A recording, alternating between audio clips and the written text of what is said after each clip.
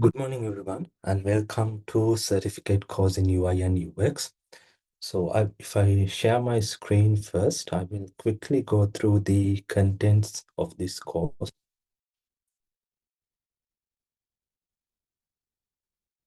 All right.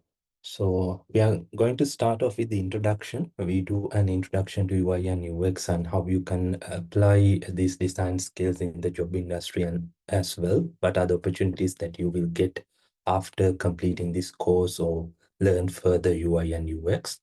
And then we are going to, in the second week, we are going to discuss about UX process. UX process is a process that UX designers and practitioners follow when they work on a UX project. It consists of few steps, so we are going to go through them in the second week as well. UX process part 2, so there are a few steps, so we won't be able to finish it within the 1 week. So that is why we are going to discuss about the UX process with a practical example in second and third week as well. Number 4 is UI design with Figma.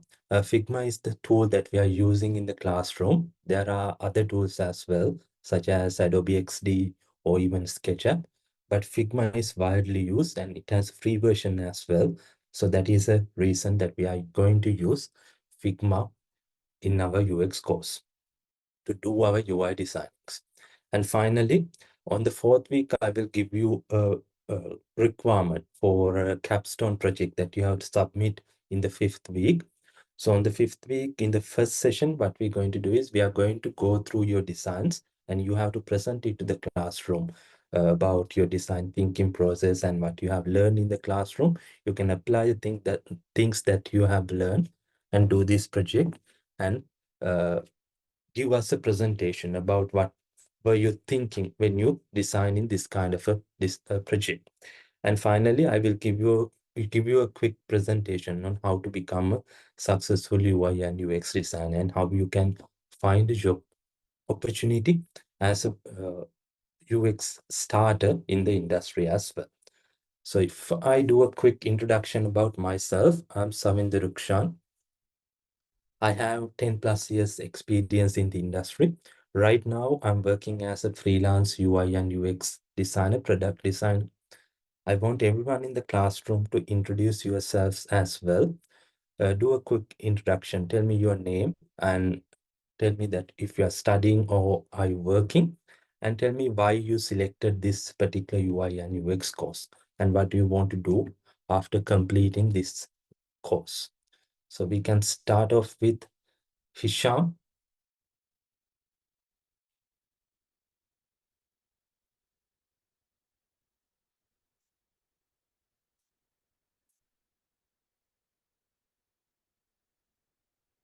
Nadisha, can you give me a quick introduction about yourself?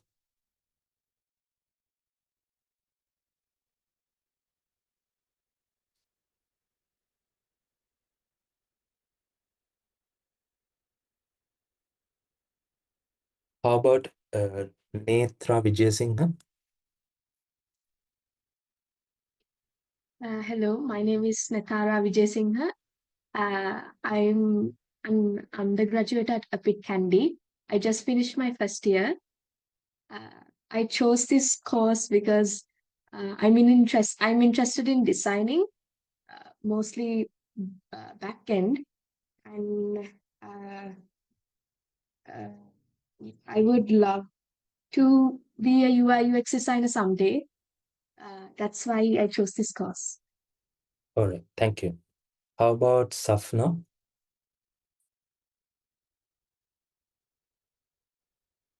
Hi, my name is Safna Fairuz, and currently I'm working for a Canadian company as a client coordinator. My company normally, actually, what they do is they create websites for foreign clients, mainly doctors. And currently, since I'm being coordinating, I get lots of designs where the doctors want to like how they want to create their websites and stuff.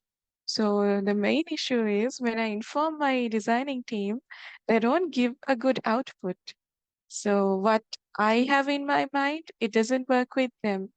And me and my client, when we sync together, the team and me, we don't sync.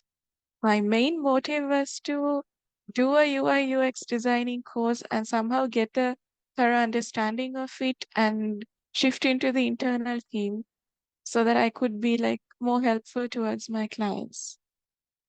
All right, thank you. And this Yeah, is go ahead.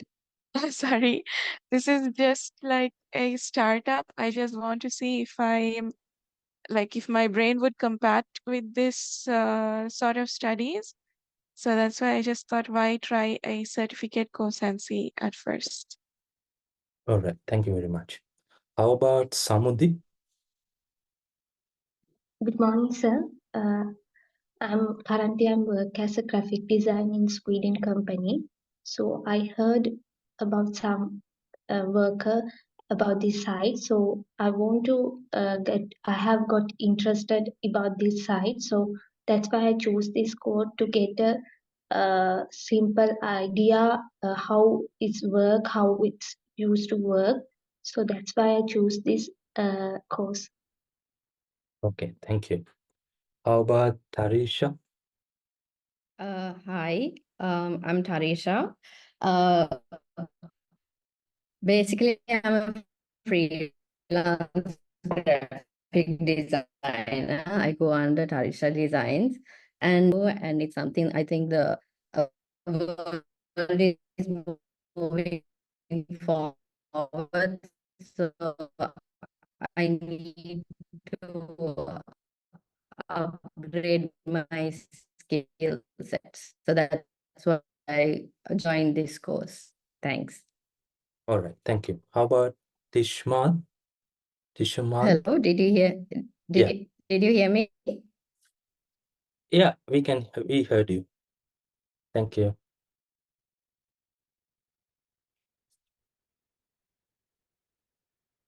Anyone else want to introduce themselves? All right, let's start off with the session then. Okay, today what we are going to do is we are going to cover these topics. We are first going to give you a quick introduction about what is UI and UX, and then we are going to discuss about job roles in the industry and essential UI and UX technical skills and how you can improve on them. Number 4 is how to think like a UX designer. And finally, I will give you some tips about how to create a UX portfolio as a starter. All right.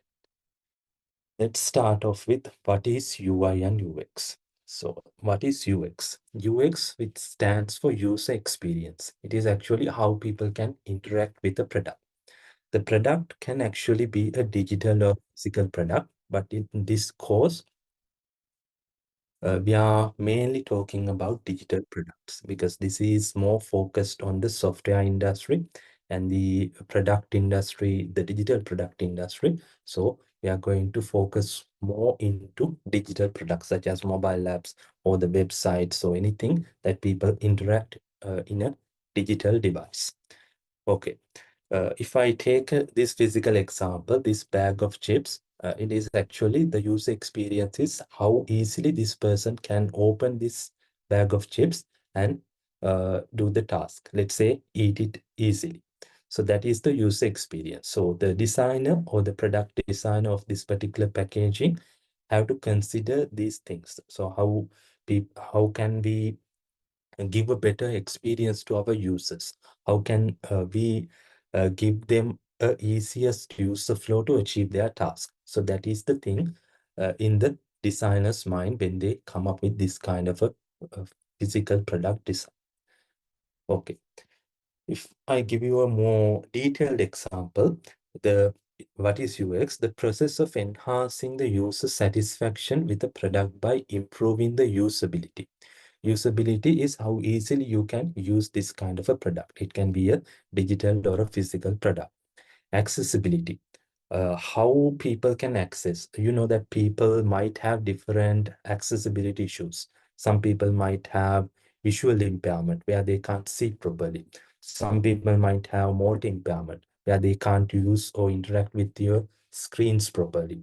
And some people might have hearing impairment where they can't hear properly. So we have to include all these people and consider all these people when we come up with the design. So that is what we are going to talk about in the accessibility. And finally, and pleasure. So the pleasure, if your application is not providing any pleasure, it's not providing any satisfaction for your users, they won't come back. They will use your application for the first time, but they won't come back in daily basis if your application is not providing any pleasure or any interactive satisfaction to their uh, tasks. So we have to consider all these criteria when we designing a good UX for a product. Okay, now we are going to discuss about these three terms one by one. What is usability? Usability is a quality attribute that assesses how easy user interfaces are to use. So usability is consist of these few criteria as well. Number one is learnability. Learnability means how easily can someone, when someone first download your application, how easily they can learn the flow. Let's say for an example, it is a banking application. How easily they can sign up and learn how to send money to someone else. What is the process? What is the user flow? So the learnability is the number one. Efficiency, how efficient your application is. In the banking application, how efficient you can send money. Is it fast? Does it like, let's say it is taking so much of time to proceed with the payment, or it is taking so much of time to input your user data. So that is not an efficient application. So you have to make sure it is learnable, the user flow is here learnable, and application itself should be efficient as well. And then we have memorability. How easily a user can memorize the action they performed first time. Let's say for an example, uh, I will again take the banking application. The first time he tried to send money to someone else that is the learnability cue. And then the second time onwards, it should be in his memory. How easily they can memorize the user flow. That is what we talk in the memorability. And finally, errors. So error handling is also an important part in your design. So for an example, in the banking application, what happens if they enter a wrong bank account details or select a wrong bank? How are we going to prompt our users with errors? Or let's say if they make accidental like error, for an example, enter a wrong banking account details, how are we going to prompt them to make it correct? Or otherwise it is a big mistake. So you can, in the worst case scenario, the user can send money to someone else. So that is not a good thing. So you have to make sure you prompt errors to your users in order to make the user flow streamlined. So that is what we're going to talk about in the errors section. And finally, this part is also important, satisfaction. If you don't provide any satisfaction, if you don't provide any pleasure to your users when using your application, they won't come back. They will find any other application that gives this kind of a satisfaction to them. Because even though they only have banking account in this particular bank, let's say for an example, they have a banking account in a commercial bank or a NTB or somewhere. So they have to use this application. But if they if they find out that competitor application is more smooth and they provide better user flow and everything, they will go for that application. So you have to make sure you provide satisfaction for your users as well, not only in the banking application, even in any other application that you design. It can be a physical product or a digital product. So that is the thing that we can cling our users to our platform. We can bring them back to our platform in a daily basis if they provide this satisfaction criteria to our users. All right. Now, what we are going to do is I want you to give me one example about an application that you use in the daily basis, and tell me why you use this application And tell me another application that you, let's say, don't like to use. Tell me what one good thing about the application that you like and one bad thing about that similar application as well. So if I give you an example, I don't like to use this dialogue application because it is responding really slow.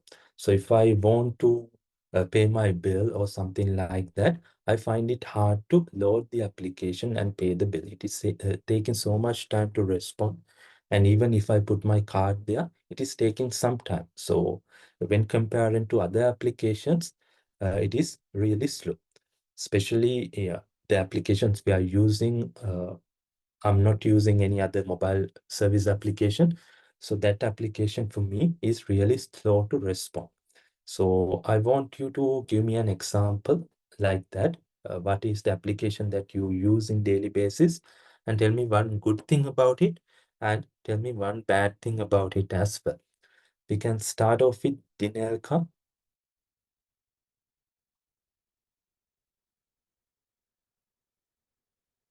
or Hisham.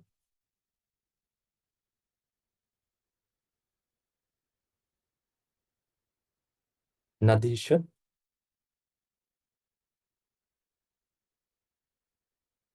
Okay, how about Netra? Nitara, I'm sorry. I choose Spotify because I listen to songs in that application. It's you can almost find uh, every song in Spotify. So that's one good thing about that application.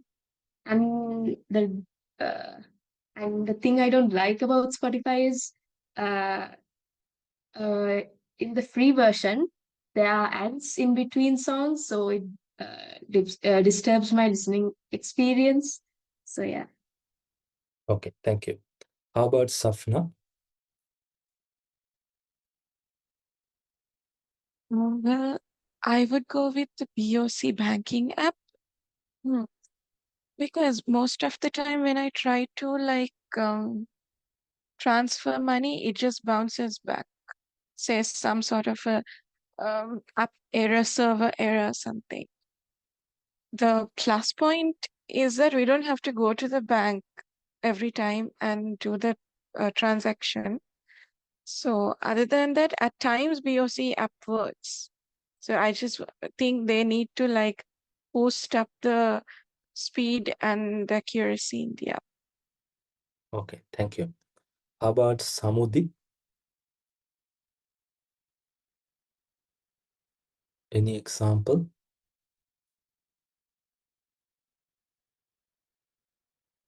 Tarisha? Um, uh, so I think I use mostly WhatsApp for my communication and my work. One thing that I've noticed is that since sometimes you get so many group chats and stuff, and you want to be on the group, but you don't want to interact. So you put it on notifications silent with the mute button. But I've always noticed now that group comes on top, like basically it moves on top. You don't want to see that group, you just want to put it on mute. And I've noticed that it doesn't, the app, I don't know what you call it, it doesn't flow down. It's always on top. Okay, one good thing about WhatsApp application. From a business point of view, when it comes to my work, communication with my clients and stuff, it makes it so easy because I can share files then and there, than them looking at emails and not looking and taking time to reply. All right, thank you. How about Tishamal?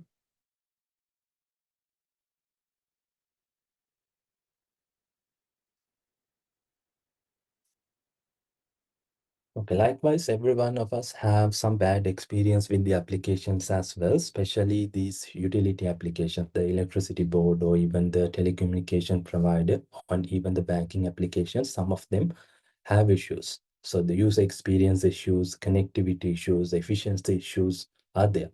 So as UX designers, when you interact with an application, for an example, let's say in daily basis, you are using this application. This is a good thing to understand these issues that these applications are having.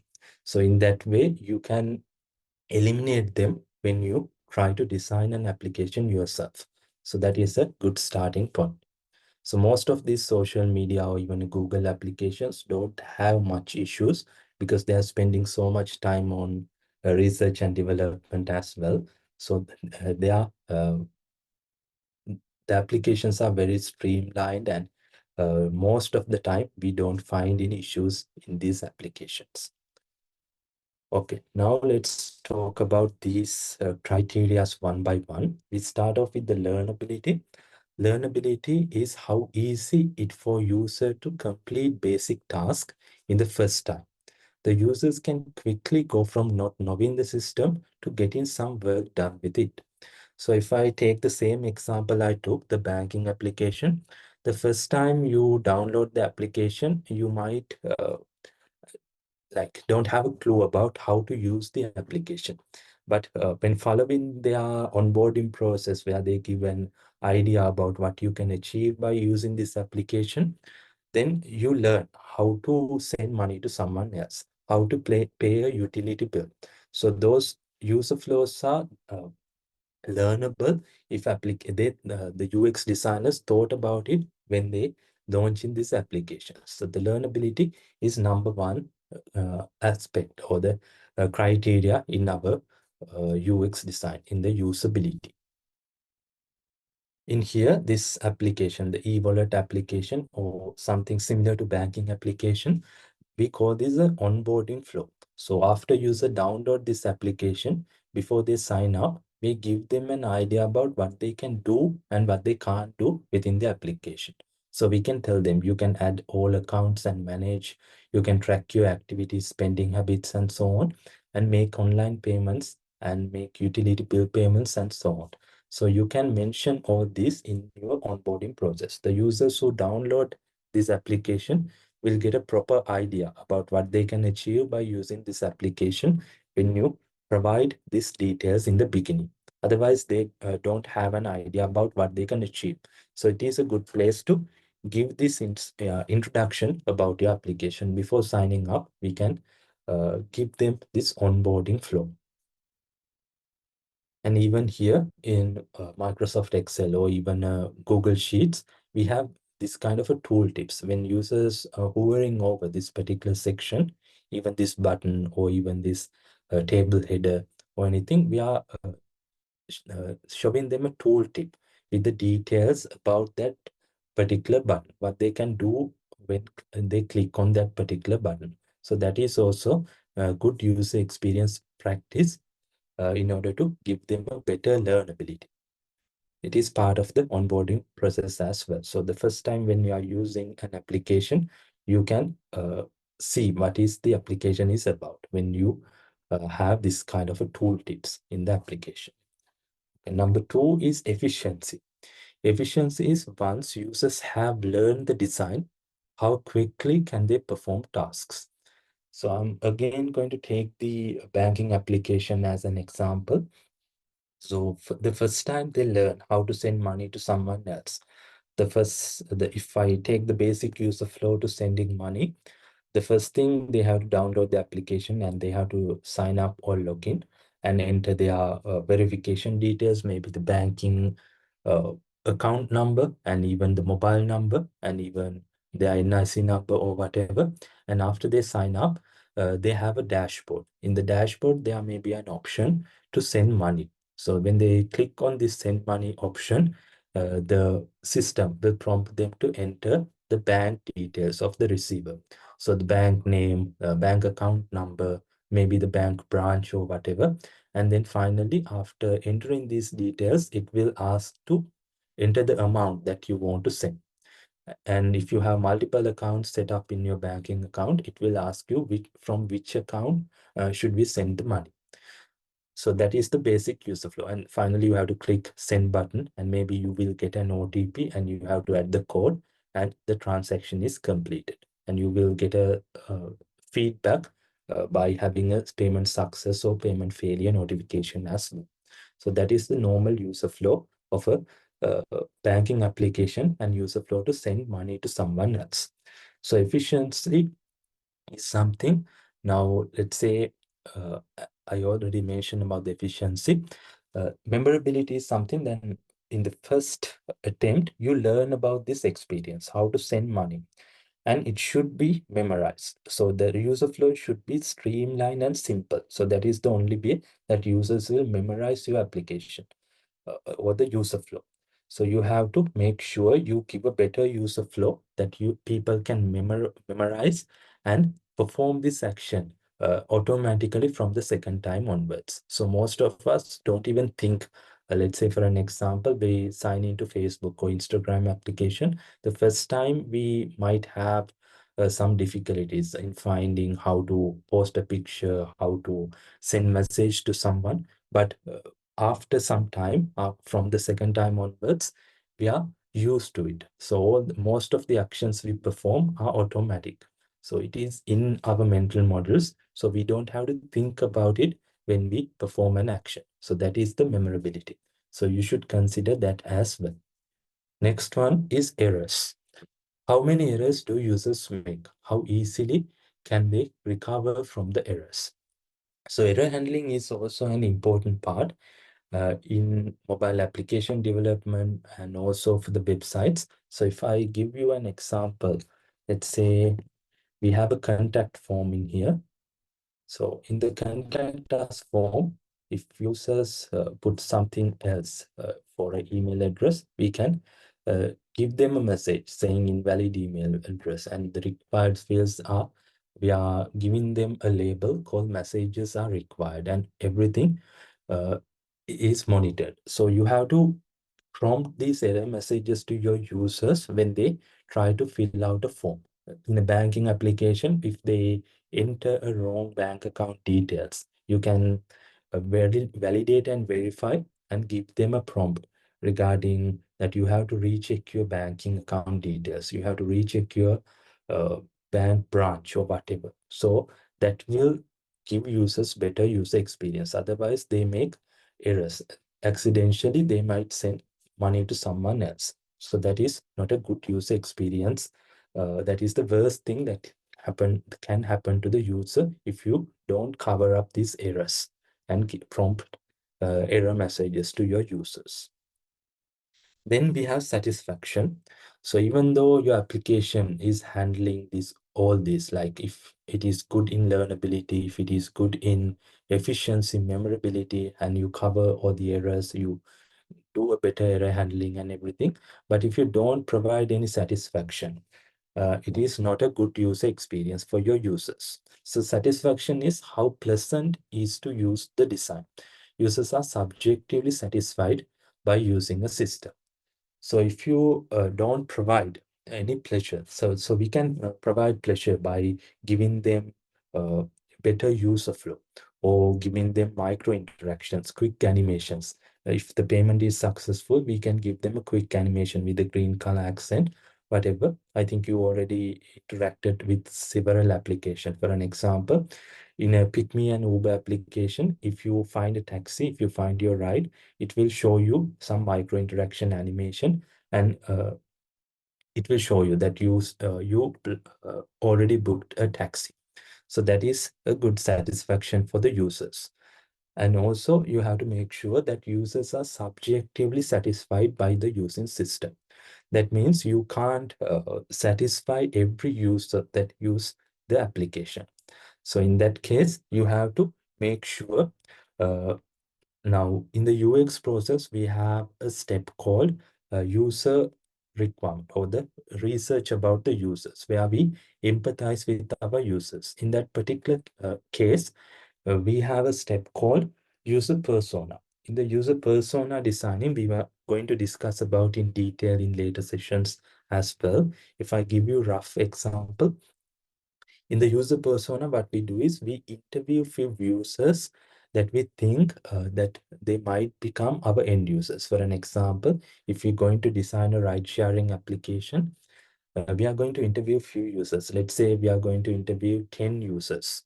that we think who will represent all these users. Let's say our target users, we have some number in mind, about 1 lakh users. So you have to find 10 people who represent all these people.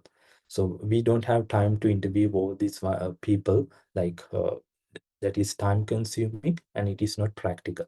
So what UX designers do is they find a few people, let's say 10 people, who represent all these people, all these end users. So by interviewing them, by asking them questions, you get to know about what their requirements are. Let's say one user is a mother who, in the ride sharing application, is a mother who wants to send their kids to school. So their requirement can be different. They want the application to, or the rider to be friendly, or take their kids to home without an issue. The safety is a main concern. And another person can be the office worker. He is late to work and he want to go to the office really fast. So that use case is different. So you have to identify these kind of different use cases and try to satisfy these users when they use the system.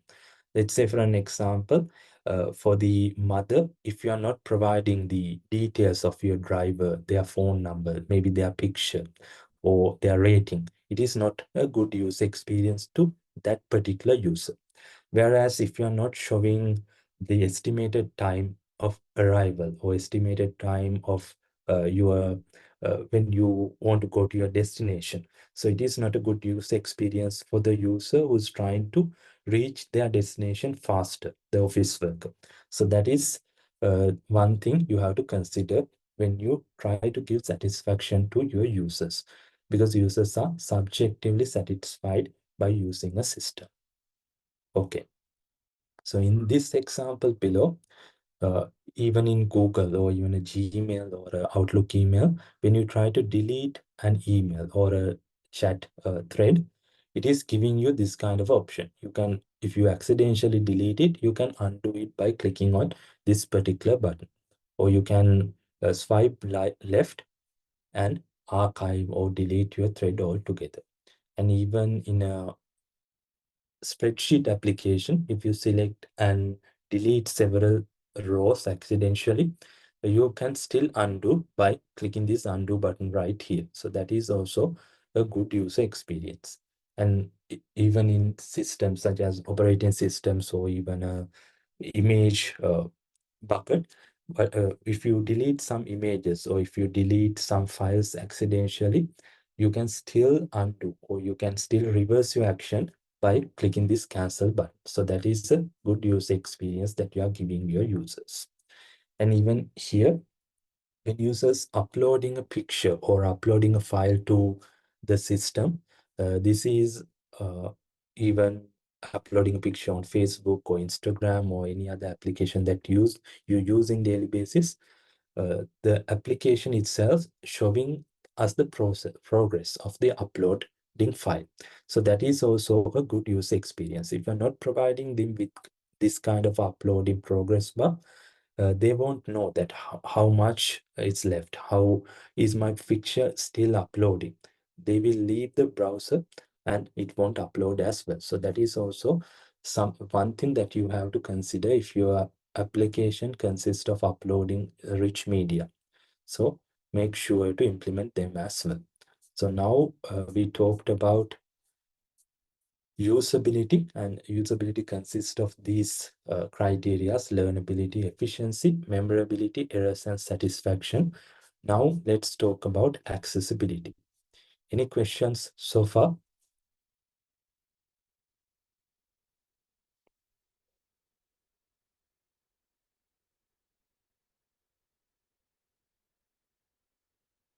Okay, let's move on. Okay. Uh, as you can see in the icons, accessibility, we have to address people with different accessibility issues. So number one, the icon, it is the people with visual impairment who can't see your screens or the colors you chosen properly. And second one is the motor impairment, people who can't interact with your designs because they have some motor impairment, say that they can't click some buttons in your screen because they can't move their hand or whatever. So that we have to consider about these people as well. And the third one is hearing impairment. So if your application have videos or something like that, if your users can't hear properly, especially when you're designing an application for elder generations, you have to consider about the accessibility. So as a good practice, when you're launching application, we have a checklist called accessibility checklist.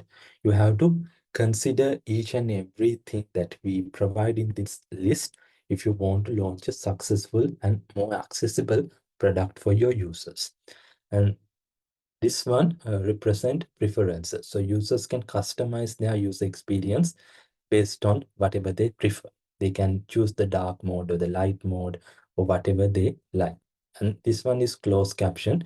It is actually for people with hearing impairment or people who have hard time to understanding some other language. For an example, let's say I'm only good in Sinhala language. So if I want to play a video which is dubbed in English, I should switch on these closed captions. So that is for the people with that kind of a requirement. And the responsiveness of this screen should be there.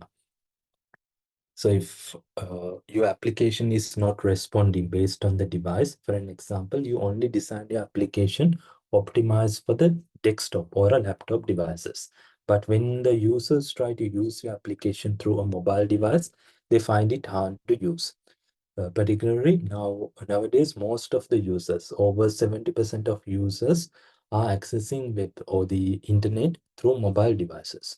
So as a UX designers, you have to consider and make sure your designs are working on any of these devices. Based on the operating system, it can be either iOS or Android or even the Mac or the Windows, or even the browser or even the screen size. You have to consider everything when you create a better accessible product for your users. Okay, now let's talk about the visual accessibility. These are some principles of visual accessibility in design. Number one is pay close attention to colors and color contrast. So visual accessibility is about people who can't see properly. So you have to pay close attention to colors and the color contrast you have selected. So some people won't be able to see the colors that you have chosen. So you have to make sure there are tools in even in Figma application that we are using for design. There are plugins that you can look for the accessibility. And even there are websites where you can upload your design and see if your design is accessible for the people with visual impairment. So that is a good thing that you should do before you launching a product. And the second one is font size and weights. So if you design an application for users, let's say banking application, you can't exactly tell that this application will be used mostly by uh, young people. Some of the people from the elder generations must be also using your application. So you have to make sure you give proper controls over their font sizes and font weights, because they won't be able to see smaller fonts if you only use smaller fonts in your screens. And then number three is turn your article into an audio. So if people can't read properly, if they can't look or scan smaller fonts, you should have an implementation for them to listen to your article by clicking on a play audio button. So that is also a good user experience practice for people with visual accessibility issues. Do not forget about screen readers. So most of the applications that we use, it can be a mobile device or a Windows or a desktop application, a desktop device. We have screen readers implemented to the system nowadays. So if your application consists of so many, let's say, content, text content or the image content, if you put a good uh, alternative text to your images and the like videos and everything, the screen readers will pick up and they will read the entire screen. So that is a good user experience for your users. But if you don't add some meaningful content, the screen readers might find it difficult to read, and even the person who's trying to use the screen reader will find it difficult to understand what is your system is about. Number 5, be specific with your alternative text. So as I mentioned, alternative text is something, if I show you an example, let's say I have this image right here. So if I open the code for this particular image, I have the image and everything right here. So there's a alt tag, alt something. So if I open this one here, okay. Now we have this image. This image is loading from this particular URL, and we have old Google Classroom. So people who can't see properly, the screen readers will read this Google Classroom part when they uh, scan the page. So they won't be able to describe the image for now. But with the AI, they will be able to describe the image as well, whatever in the image. But as a good practice, always use this Google Classroom or alternative tag in your pictures.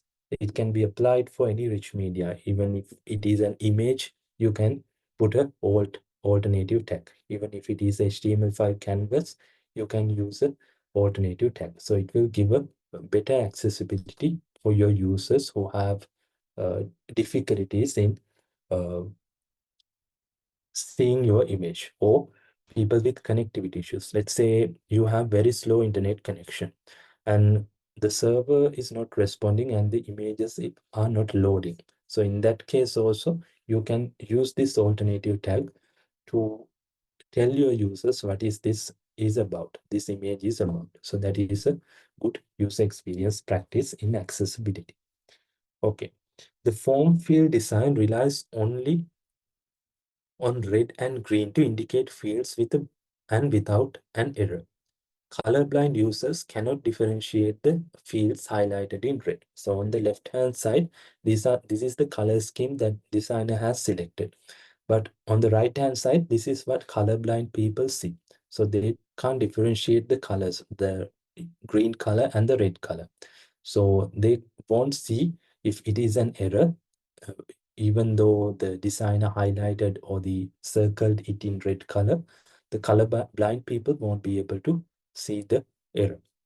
So we can implement this kind of a design. The use of icons and labels to show which fields are invalid better communicates the information to a colorblind user. So you can see they have put this kind of a green color ticks and the cross icon if it is wrong. So colorblind people can also see this application and also this label, please enter a valid email. So that is a good user experience when considering those people, colorblind people. And in here, especially in the news websites, we have this kind of a play the article button. So users find it hard to read the full article. They can play it and listen to the article by uh, clicking on this particular area. Next, we have these lines of text do not meet the color contrast ratio recommendations and are difficult to read against their background colors.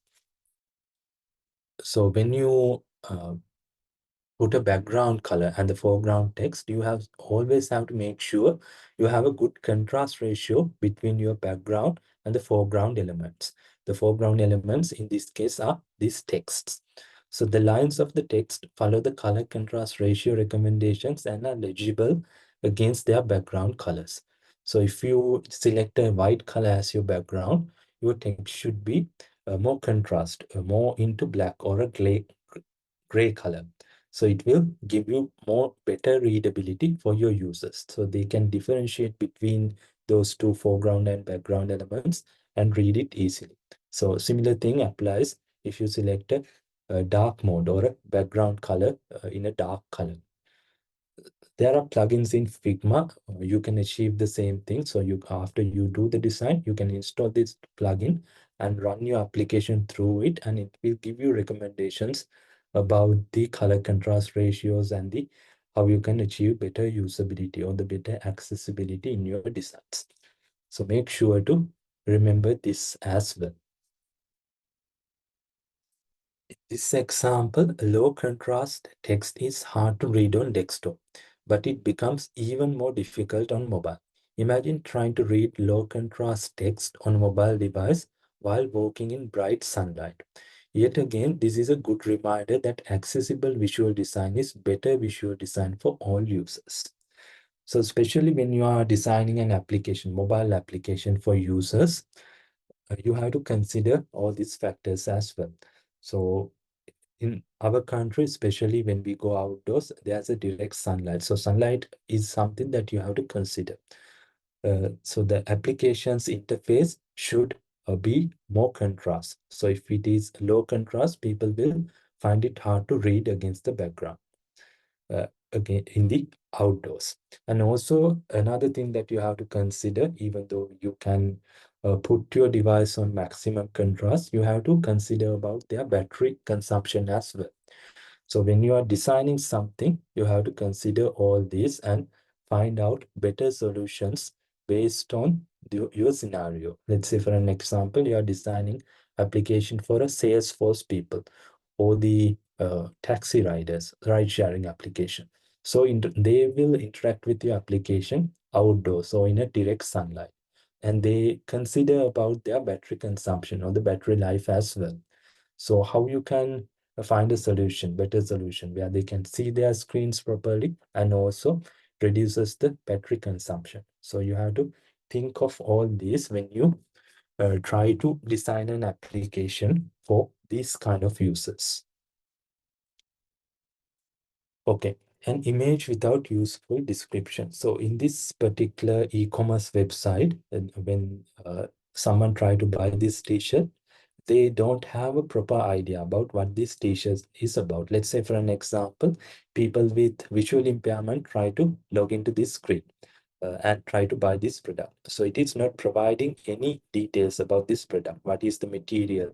What are the colors they are using? What is the image is representing? So you have to make sure you give all these details within your design. So in the example right here, we have all the details, product details, and what type of t-shirts, the material and the brand and the size and fit, and everything is there. So it is a good user experience when comparing to this one with no details. So as I mentioned, if you in your HTML tags, if you put alternative text, it will make the life easier for users, as well as it is making it efficient for screen readers and even the search engines. When Google crawl your website or whatever the design you did, it is not crawling your visual design, it is only crawling the code. So if you provide with alternative text like this, it is easier for them to categorize or the rank your page in their search engine. And if you have any server issues, like let's say the first image you uploaded, you accidentally delete it from the server. So now it became an broken image. So if we don't add a alternative tag right here, it won't be nice. So it will show the broken image icon and it won't show the alternative text. So the search engines or the screen readers don't know what is this about. Or even people with visual impairment or the slow internet connection find it hard to follow up what is happening in your screens. So always make sure to use alternative tags. And there are some good practices that we will discuss later as well. Make sure to put alternative tags if you do the designs in HTML. Okay, give me 1 second.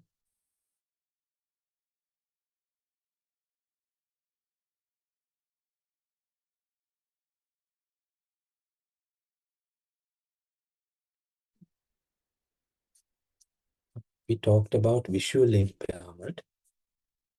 Now let's talk about motor impairment. So people with motor issues, people who can't interact with your screen, so they can't move properly.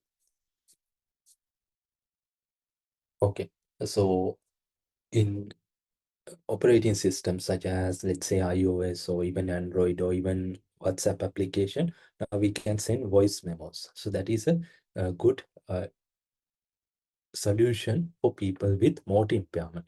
So they won't be able to type on the keyboard. What they can do is they can record the message and send to someone else. And we have virtual assistants as well, Siri or even Google Assistant or even Alexa will provide them with a better solution. So they can't interact with your screens, they can't type or they can't click button. They can give voice commands and get the things that they want. So that is a good user experience solution for the people with motor impairments.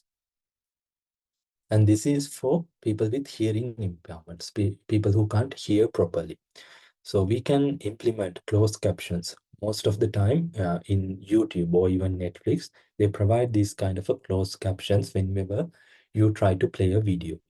So if we provide them with these closed captions, they can follow the video without an issue. And you have to make sure you give these controls, the voice controls, for them to access easily. So if you hide your voice control, if you don't give them any control to lower down the volume or increase the volume, it is not a good user experience. If it is a video rich application, you always have to make sure you give them these controls to your users. Another good practice when we uh, have videos in our screens, we normally don't make them autoplay. And we, as a default, we make them mute. Because let's say for an example, your user is in the library and he try to visit your website. So if your video is playing automatically with the maximum sound, it is not a good thing to do in that particular situation. So always make sure not to play videos automatically and make them in a mute mode. And another example that applies to countries like our country, most of us have metered internet connection. So let's say we have several GBs or MBs left in our internet connection. When we visit some kind of a website, it is showing or it is playing videos automatically. It will like spend most of the data that users might have. So that is also not a good user experience because we are uh, pissing our user off because he only have few data, a few MBs left, and we are wasting his MBs by playing this video without his consent. So that is not a good user experience. So you have to make sure as a good practice not to play videos automatically and make sure to put them in mute as well. And if you have a specific scenario that you want uh, to play music or something, make sure to give them controls to make them mute or reduce the volume in the layout. So that is about hearing impairment. Okay. Now, once you cover all this, we have a checklist. When we try to launch a product to a market, we have to go through this checklist and make sure everything is done before you launch the product. Number one is provide alternative text or non-text content. So as I described earlier as well, when you have rich media can be an image or a video or an audio file, or even HTML canvas where we can interact with different elements. So you have to put alternative text there. Next one, add captions or subtitles to video and audio content. So if your application is providing a video or audio content, you have to make sure you add captions and subtitles to your audio or video content as well. Next one, make content distinguishable with the help of color and contrast. So as we mentioned in this particular example right here, you have to make sure your content is readable and distinguishable between two different elements. Let's say for an example, you have a background like this and you have a button, the call to action button, where you asking them to click on a button to perform certain action. So if your application, if your button is not prompting, if it is not having a proper contrast ratio, people will find it hard to click on it and move on with the application. So always make sure to maintain a proper contrast ratio for your call to action buttons, or even if you want your users to read your design, read if it is consist of text content, make sure to improve the readability by giving them better contrast ratio between these text elements and the background. Next, we have ensure audio or video volume control as well as mechanism to stop or pause audio video. So as I mentioned earlier, you always have to tell your users what is happening in your screen. So if you are not giving them control over what is happening on the screen, that is not a good user experience. So if it is a audio, video, rich website, you have to make sure you give them a volume control and mechanism to stop or pause the video easily. So in YouTube or any other platform, you can use shortcuts. So if you click on the space button, the video will pause, and if you click again, it will start. So you can apply the same principles in your platforms as well. And next one, make all functionality available from a keyboard. So as I mentioned, we already have several keyboard shortcuts. So you know that Control plus C is for copy, Control plus X for cut, and clicking on space bar will stop a YouTube or Netflix video. So you can apply the same things that these industry standards that people have came up with in your designs. So in that way, uh, users are familiar with these applications, so they don't have to build any other like new mental models on these applications. So the familiarity should be there. So you can apply the same mechanisms that these tech giants or the streaming services use in your applications as well. Okay, now let's give next one, I'm sorry. Give users enough time to read and use the content, no time limits. So especially, let's say for an example, this is a movie ticket booking application. So if you don't provide them with the details in the beginning about the movie, maybe a movie trailer and what is the show time and everything, and when they try to select a seat, we have to apply a time limit, because some other people are also trying to book the same seat in this ticket booking application. So in that way, you have to apply the time limit. But before they select these particular seats, you have to make sure you give them a proper time to read the descriptions and read what they're trying to watch, or watch the trailer and everything. So don't set up time limits till they move on with the seat selection process or whatever. So that is applied for that kind of a situation. Make text content readable and understandable. Okay, so you can make the text content readable by giving it a proper contrast ratio between the background and the foreground text. And also you can select a better typography. Let's say for an example, you can select sans serif for some typeface, which we're going to talk about in detail in later sessions as well. There are some typefaces that have increased readability. So if you are selecting some decorative fonts or only caps text, it is not that readable when comparing to lowercase letters. So you have to make sure you put these theories or the best practices in your application as well to improve the readability, and make sure to give them understandable content as well.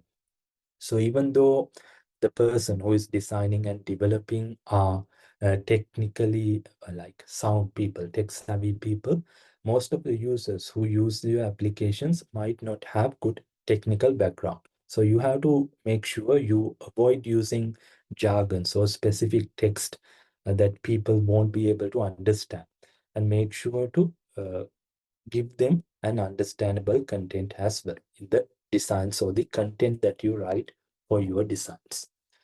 The next one, provide ways to help users navigate, find content and determine where they are.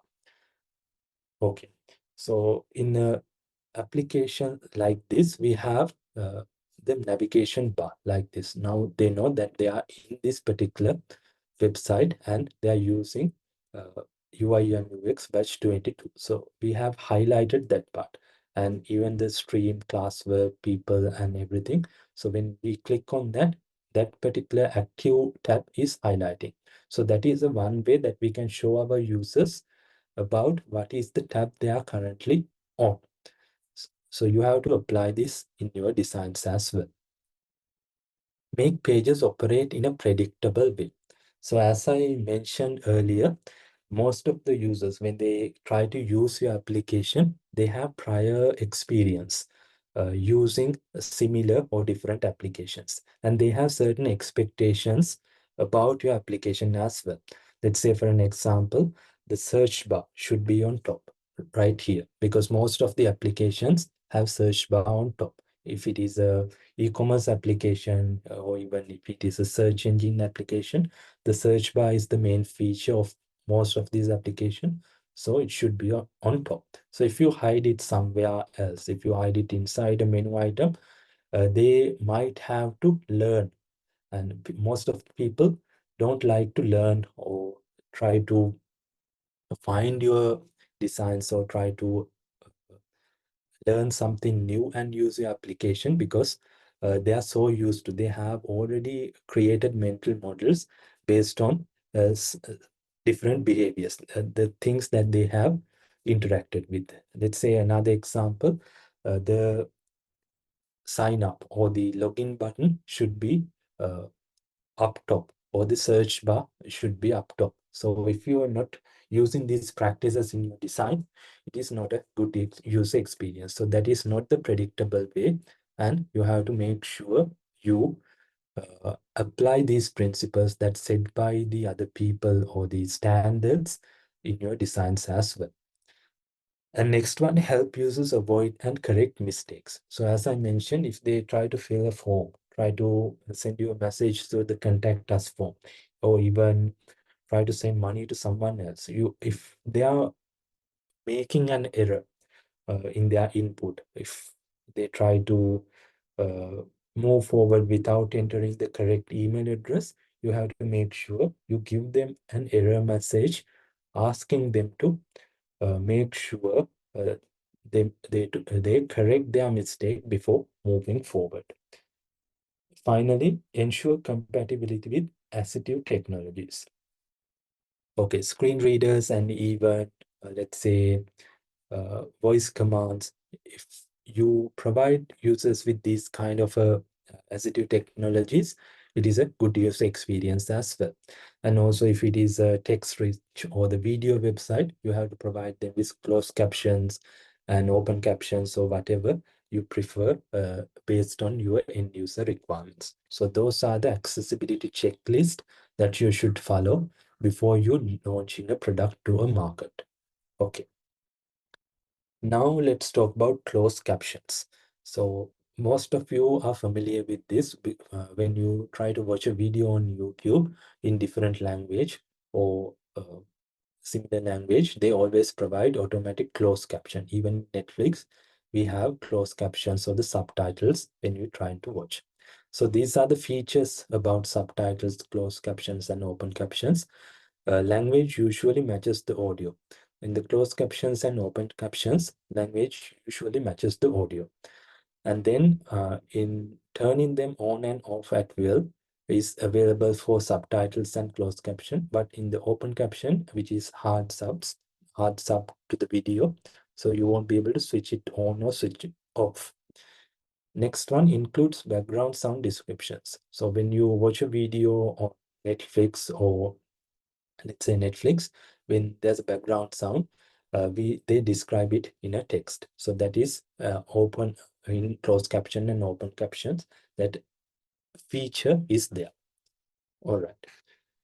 Next one is the localization. So let's say you are designing an application for Europe or the international market, where users with multiple languages are trying to access your website. So you have to make sure you provide them with this localization options. They can select Spanish or Italian or whatever the language, and your content in the website should change to their local language. So that is a good user experience, and that is called localization in UI and UX. So in Google, actually, they have Google Translate option for any website right now. So if I go it here,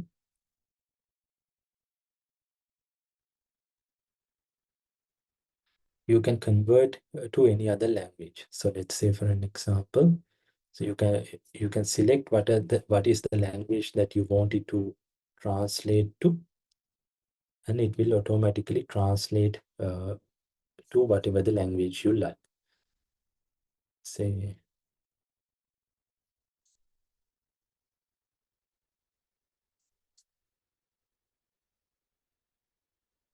Sinhala. So it will translate to that particular language. So it is not most of the time it is correct, but it will translate to that language. So that is a good user experience implemented to browser itself, the Chrome. But it is a good practice to provide your users with this kind of languages as well. So we can actually track their IP address and load the website in their preferred version. Let's say for an example, we are trying to launch an application and some of our users are in Germany. So we can track their IP address and the pattern and show them the German version of our application to this particular user. So in that way, they will feel familiarized. They know the language and they know that this is something that they can rely on, because most of the time these users are not very used to use English as their first language. All right. Let's move on. So this is responsive web designing. So if your application is responsive in any device, it can be a mobile device or a tablet or even a desktop or even some larger screen, smart TV or whatever, it should be responsive. So we can use frameworks such as Bootstrap or Tailwind to make them responsive. They have media queries that you can run to make your designs responsive. As a UX designer, when you do design for different clients, let's say you are trying to create a website. So always make sure to provide them with at least these three sizes of their screens. For an example, let's say you are working on an application, uh, let's say flight booking application or the something related to travel experience. Make sure to give them designs for mobile, tablet, and some larger size desktop size as well. So in that way, the front-end developer who get the design find it easier to implement the design based on your designs. Otherwise, the front-end developer might have to think about the design as well. So we all know uh, the designs that developers do are not that really good. So as a designer, UX designer, you yourself have to take the responsibility and provide them with the designs for different screen sizes as well. Okay. Any questions so far? Excuse me, I have a question. You mentioned responsive application. It can be a Bootstrap website and another website. Can you mention that again, please? Yeah, it is actually Tailwind. Tailwind is widely used these days. So you can access their CSS framework in here. So you can use their queries. So when you do the designs in Figma, it is easier for you to download their style sheet and do the design. So because the front-end developer can use the same library and do the coding easily without an issue. So the Tailwind is the one I mentioned. Any more questions?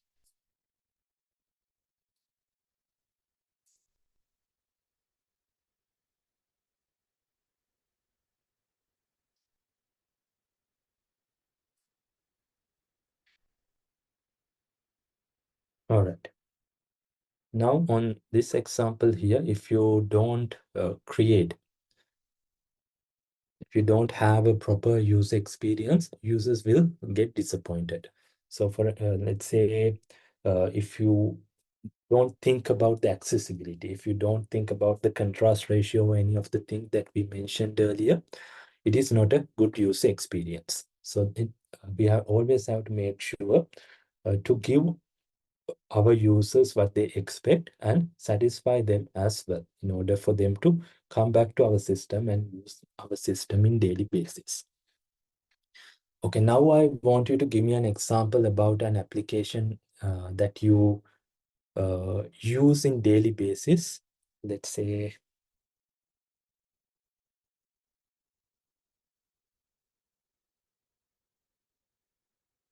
okay, tell me an example about an application you deleted from your phone recently and tell me the reason behind it as well. So we can start off in the same order. Dinelka,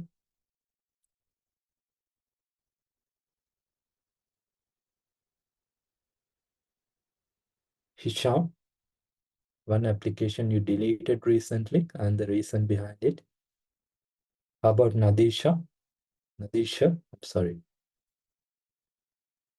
Netara,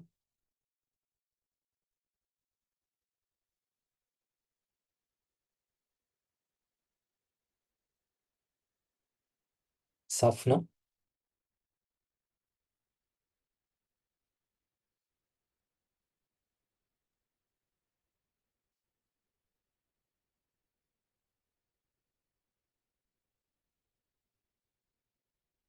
Yeah, tell me about one application you deleted recently and what is the reason? Was it a UX issue or what is the reason?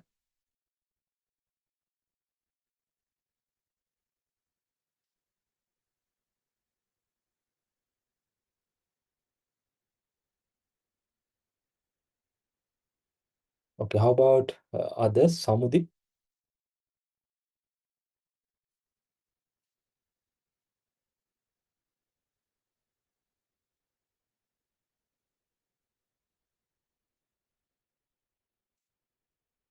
How about Tarisha? I actually recently deleted the Daras app.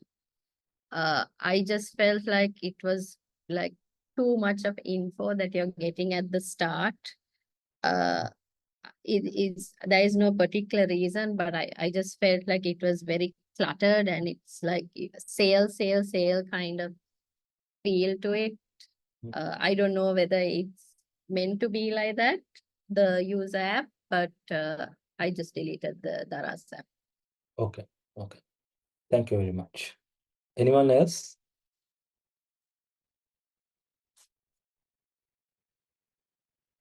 All right. Now let's talk about, actually, if I go through the things we already discussed, we start off with what is UI and UX, and this is, we talked about usability, and it consists of learnability, efficiency, memorability, errors, and satisfaction. Also, we discussed each of these in detail.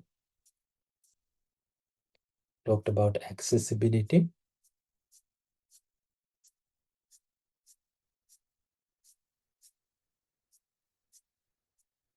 All right, and the responsiveness as well.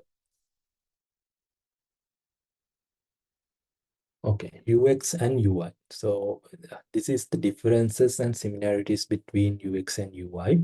So if I take UX only, UX has topics such as UX strategy, user research, information architecture, and testing. So if I give you a rough introduction, UX strategy is something that UX designer or the UX team should come up with when they get a UX project. So after you gather requirements and after you study about your users and empathize with your users and even do the competitor analysis, you have a good idea about the project that you have to do.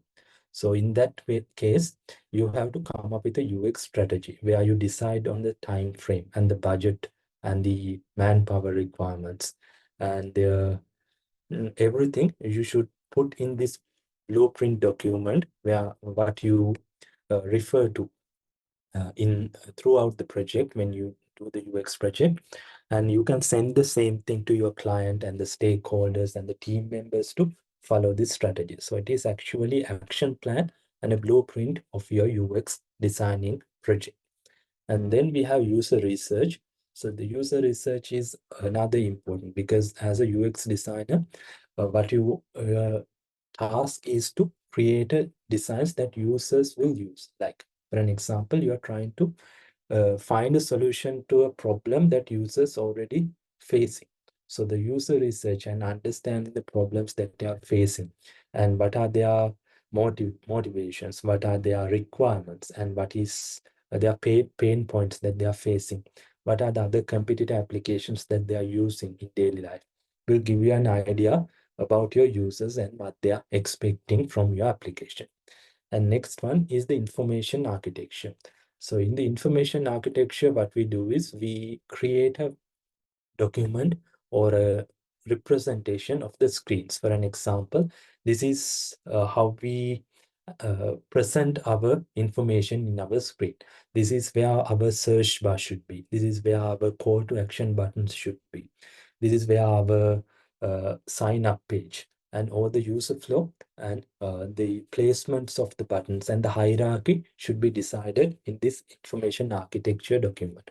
So some companies have separate information architectures uh, job role to do these designs, but most of the time UX designer or the UX engineer is the one who is responsible for creating this UX strategy and the information architecture as well, with the help of the development team as well as the product team as well.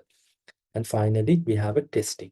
So testing can be done in several steps. Let's say, for an example, after you gather requirements, we do something called creating wireframes. So wireframes also have three different types. Number one is the low fidelity wireframes, where you can sketch out your wireframes just by using pencil and paper. And then we have mid fidelity wireframes, somewhat improved version, what you can send to your client to get their feedback, or the clients or the users.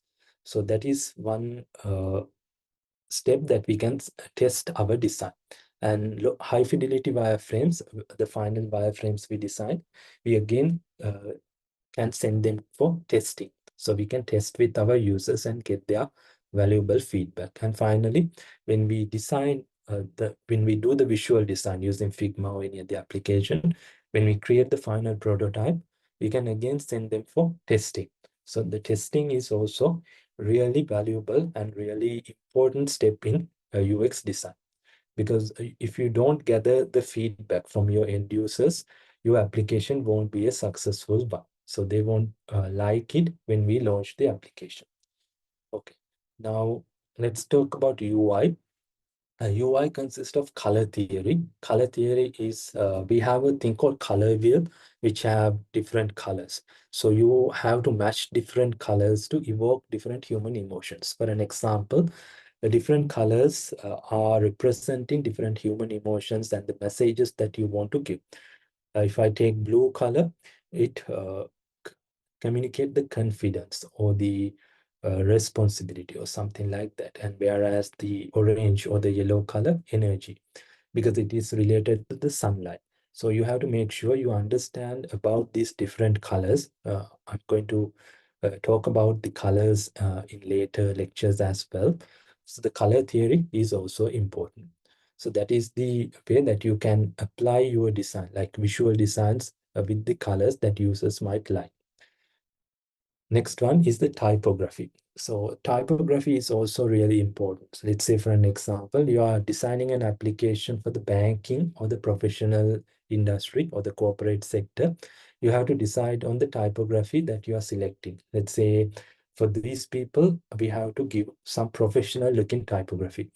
On the other hand, if you are trying to design an application for the for kids or the students, you have to make sure you select some playful font that you can get their attention to. So that is about typography. Then design patterns. So there are several design patterns and the UX laws and the UI laws that you should follow when you do the designs. And design patterns is actually if you follow design trends by following websites such as awards.com or even CSS Awards. And there are some other websites I will put on our Google Classroom. So you can refer to those websites and get an idea about design patterns and how I can implement. What are the new design patterns and trends that the industry leaders are following. So you can get an idea and apply the same things in your designs as well. Next one is interactivity and animation.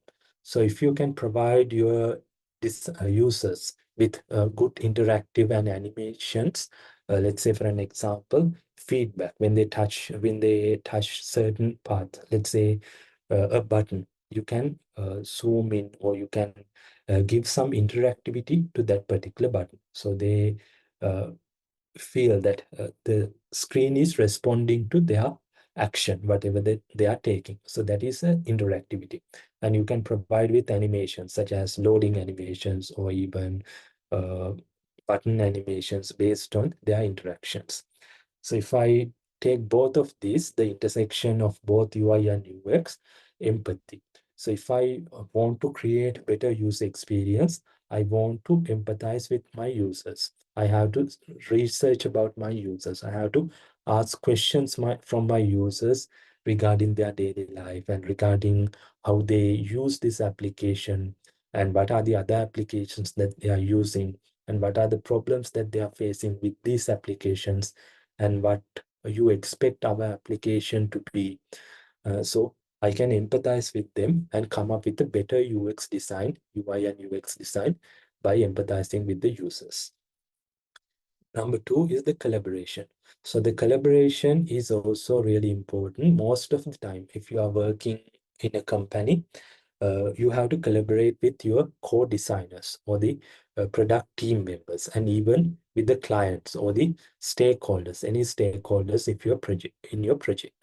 You might have to communicate with your coders or the backend developers and everyone. So if you have a good collaboration, like uh, if you collaborate really well with your team, it is a good practice, good plus point to for you to find a job in the industry and move forward in your design as a designer. Next one is design thinking. So design thinking is also really important. We are going to discuss about the design thinking and the design thinking process as well, which consists of few steps. Number one is the empathizing with your users, and then we have to ideate whatever the details we gathered from our users. And after the ideation, we move on to the designing and finally the testing and so on. So you have to make sure you follow all these steps. So I will tell you about the design thinking process when we discuss about the UX process next week.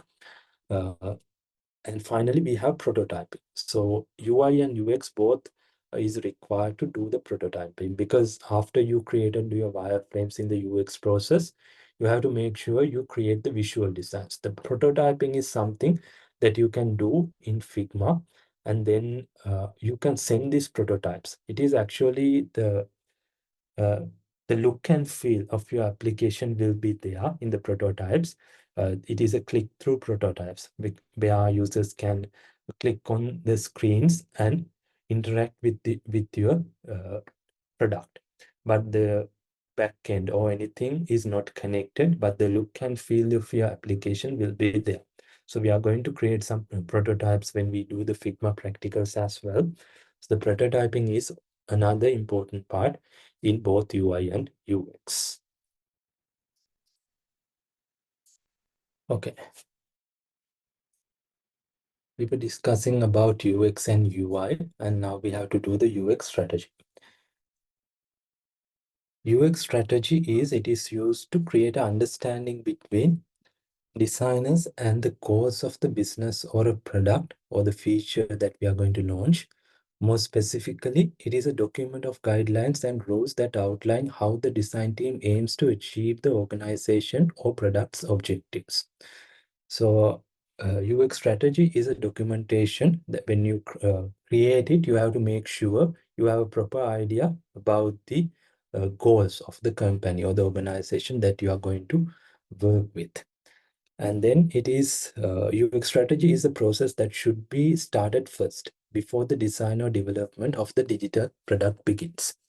So when a client approach you with a project idea, or when you get a project idea from your team member or your, let's say, team lead or someone, UX strategy is the document that your team should prepare first. So in the UX strategy, as I mentioned, you have to make sure you input everything. So number one thing, you have to make sure you have a good idea about the business product and feature that you are going to launch. And also, you have to have a good idea about the end goal of the company or the organization and their objective by launching this kind of a product. How they can tell that if it is a successful product, what are the criteria that our project or the product should meet. So we have to have a good idea about that, and based on that we can uh, decide on time constraints, and also human resources, how many people we require to deliver this project within this time frame, and what are the technologies, what is the charges and the cost, and everything should be mentioned in this UX strategy documentation. All right. So this is something that you should consider when you're creating a UX strategy documentation. Number one is to understand your users. You need to understand who your users are and what market fit your product has. So at the end of the day, even though we create the UX process, even though we have objectives from the clients, we are designing and developing something for our users. So you should consider your users as the prominent factor in this particular UX process. So you have to understand who your users are. So the number one method that you can understand your users is to interview them. You can ask them questions regarding what are their expectations when using some kind of application, or what they want to achieve by using our application. So what are the other competitive applications that they are using in their daily life?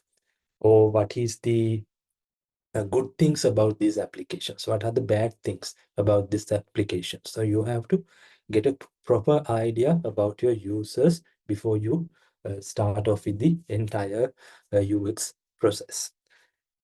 And then you have to understand about your market fit. You have to do the competitor analysis. Let's say we are going to launch a ride sharing app.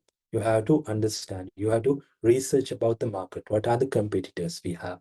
Uh, if the competitors, let's say for an example, the competitors in the ride sharing application can be Uber and PickMe. So what are the good things about this application? Why people use this application? You have to do a thorough research about this before you move on to other steps in the design thinking or the UX process. Next, understanding your value. You need to understand your value of your product as well. Let's say it is again a ride sharing application. Who are our end users? So we understand about that in the first step. So what are the values we are trying to provide, and what is the place we are standing when comparing to other products? So those things you should consider. Are we catering our application to specific kind of users? Let's say for an example, ride sharing application for office workers, or are we going to focus on everyone in general? So you have to make sure to understand your product's value as well. Next one, know how you solve the problem. So in order to solve a problem, you have to understand the problems that people are facing. So that in the first step, we can ask questions. What are the problems that you are facing in daily life when you try to book a taxi, or when you try to go to work? So they might tell different answers. Someone might tell it is hard to find taxis during rush hours, and the drivers are not professional. The taxis are not that good. So some users might, most of the users will tell the same thing, but in different ways. So you have to make sure, interview them and get a proper idea about the problems they are facing before you try to solve the problems. you need to understand how your product actually solve those key problems. So you have to find solutions to all these problems that people are facing and come up with a strategy to find solutions to these problems as well. So that is also really important. Next one, have a clear vision. You need to know where are you going, and having a clear vision helps you work on what's the most valuable. So by having a UX strategy, you have a clear vision about your end goals as well as your project plan as well. So having a clear vision will give you a freedom to work on your project, because otherwise, if you don't have a clear vision, if you don't have end goals, if you don't know your end goals or anything, you won't have a proper idea about what to do, what to prioritize, what are the features that we should launch first, and what are the things that I should put my effort into. So you have a good idea if you have a UX strategy in place. And the final one is the continuous feedback and iteration. You need to have constant feedback through data and customer interaction to continuously iterate and improve. So in the UX strategy, the UX process, the whole process is not a linear process. So it is an iterative process, which means that you have to go back and forth in the each steps. Let's say you started off with the understanding your users, then understanding your values, and then you come up with a clear vision. And also you started off with, finally you start off with the wireframes and the design. But whenever the client give you a feedback regarding your design, if they don't like, if your stakeholders don't like your design, you have to again go back to maybe to the research phase and do more research on that particular feedback that they have given. And again, fine tune your wireframes and iterate the whole process. So that is what it means is now the design thinking or the UX process is not a linear process. You have to go back and forth and fine tune your design in order to make a successful product in the end. All right. Now let's talk about these steps in detail. Number one is user research. User research is to understand the user's needs, behaviors, experience, and motivations through various qualitative and quantitative methods to inform the process of solving for users' problems. So user research is also really important. That is the first step that we have to do in order to understand our users. By conducting user research, you can understand their needs, behaviors, experience, and motivations, and even the pain points and the competitive applications that they're using. So you can get a proper idea about all this. So, what you have to do is you have to tailor your questions based on the things that you want to gather. Let's say, for an example, if you send them a questionnaire, you can ask some quantitative questions. What are the applications that you are using, and the loading time, and how much time you have to wait for a rider. I'm taking the ride sharing application example again. How much time you have to wait to get a ride? How much time you have to uh, let's say, for an example, is it responding fast? So you can ask this kind of a quantitative question where you can measure the time in seconds, and also how many taxis you need in daily basis. So that is also quantitative number that they will give. And most of the time, if you send a questionnaire, it should be quantitative answers that you should get. But in a qualitative method, what you can do is you can invite some of these users to your office premises, or you can visit them and see them in action, observe them in action as well. And maybe you can ask qualitative questions such as what are the, how are they using this application? What are the motivations to use this particular application? What are the other applications that they already have experience with? What are the good things with this application? What are the bad things? You can ask qualitative questions from them as well.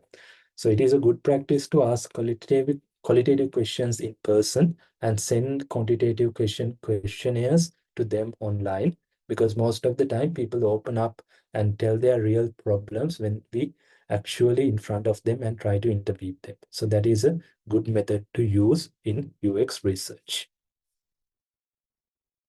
All right. So this is something UX research helps to do. Number one, if I start from here, find out problems users have with the interface. So if you go through the UX process, if you interview users, you will be able to figure out the problems users have with the interface. So if you don't do the research, and you just start off with the designing and do the product, and you launch the market, and then you will get to know that I haven't designed a product that users will like. I'm not trying to solve the problems that users are facing. So in that case, uh, following the UX process and the UX research process is really important if we want to become a successful UX designer and create a successful UX product. Next one, find out users' problems and needs. So by carrying out these interviews, you will get to know what are the problems that users are facing, what are the needs that they have, what are the things that they expect from our application if you're launching an application. So you will get a proper idea about all this with the UX research. Next, create valuable and useful designs. So if you empathize with your users, if you understand your users and the problems that they are facing, their motivations and everything, you will be able to create valuable and useful designs. Otherwise, if you don't have a proper idea about, if you don't have a proper foundation about your users, you will come up with different designs that users might even don't like. So make sure to follow the process, and it will help you to create a valuable and useful designs for your users. Next, you can identify early adopters. Early adopters are the people who, let's say for an example, if you're launching a product, they are the people who download in our application. So the product first from the Apple App Store or anything. So if you identify your early adopters, for an example, let's say when ChatGPT launched their application, there are early adopters. So they do a research about their early adopters and make sure they satisfy them and give them free accounts, and even they can use their application for free. They have a premium business model as well. So that is what they did to encourage their early adopters. So you always have to make sure you identify your early adopters and encourage them to use your application as well by providing them free accounts or by providing them beta testing or whatever. So in that way, they will, if your product is a good one, they will tell other users. They will, if they can influence other users to use your application as well. So identify early adopters and give them what they really like is really important if you want to launch a product that people like. Next one, analyze the market to check if your product fits the niche. So let's say, again, we are going to launch a ride sharing application, and you have to analyze the market to check the product fits the niche. So for an example, let's say you only catering this application to professionals. So people you are targeting are the office workers who try to book taxis, not anyone else. So you have to analyze the market. What are the other applications these people, this category of people are using, and then analyze based on their input. For an example, how many of them are using this application? What are the best features that these applications providing for these users? By analyzing all this, you can identify how your product fit and what people think about your application when you're launching your application. And next, learn about competitors' product. Okay, now if I take the ride sharing application again, the two main competitors, if you launch this application in Sri Lanka, can be Pick.me and Uber. So you have to identify them and you have to do thorough research about these competitors and get an idea about what are the good things about this application, what are the plans, why people use this application, what are the things that people don't like about the application. All things you have to consider. And then maybe you can do competitor analysis about some applications, not in Sri Lanka, but in some other countries. If you go to Southeast Asia, we have application called Grab. And in US, we have application called Lyft. So you can research about these applications and get an idea about what these applications are doing. What are the new things that they are launching? What are the new features that people like? So that way you will get a proper idea about users' needs and market trends, as well as what competitors are doing to gain more customers. And also competition, that is the direct competition, but there can be indirect competition as well, especially in ride sharing application. There can be car rental services, which is an indirect competition, and also normal taxi drivers, and also public transport. So you have to make sure why people are using these methods to transport and what is the purpose. So especially if I considered public transport, it is cheap, but it don't give you, let's say, if you want to go to your office in quick time, by using public transport, we can't achieve that. So that is the bad thing about public transport, but it is really cheap when compared to other transport methods. So you can learn about your competitors and the products they have, and you can research about direct and indirect competition in this step. Okay. Next, validate your business ideas and hypotheses. So in order to do a research, you have to first come up with few hypotheses. Let's say, for an example, in our ride sharing application, we can come with a hypothesis saying uh, office workers will use our application within a certain time frame, let's say from 6 a.m. to 8 a.m. and after the work 4 to 6 p.m. So that is the hypothesis we came up with. And then we can validate our hypothesis by interviewing these people we get in our UX research. So if it is a good hypothesis, if our hypothesis is validated by the user inputs that they are given, we can move on and implement that kind of a hypothesis and take it as a fact and implement designs based on that particular input. And otherwise, if it is a not valid hypothesis, if we find out that our hypothesis is wrong, we can move on and find another hypothesis and try to validate it based on the user requirements and the user input. And next one, measure the return on investment, ROI, for your design. So ROI is actually, let's say for an example, you try to launch an application and you have a project plan and you have a marketing plan and everything in place. The ROI means that when you launch an application, how long will it take to return your investment that you already put to this product? How long will it take to get that money back? For an example, let's say you spend 100,000 rupees on one application. And how long will it take for you to generate that as a revenue when you're launching an application? That is simply what ROI means in this particular scenario. And then we have to ensure proper navigation and a trouble-free user experience. So that is a UX related UX designer's task. So you have to ensure proper navigation. If your application is hard to navigate and if it has a user experience issues, people won't use it. So because of the when your product is launched, if you don't have a good user experience, if you don't have a proper navigation, users won't use it anymore. The number one criteria that we measure when we launch a product is customer retention.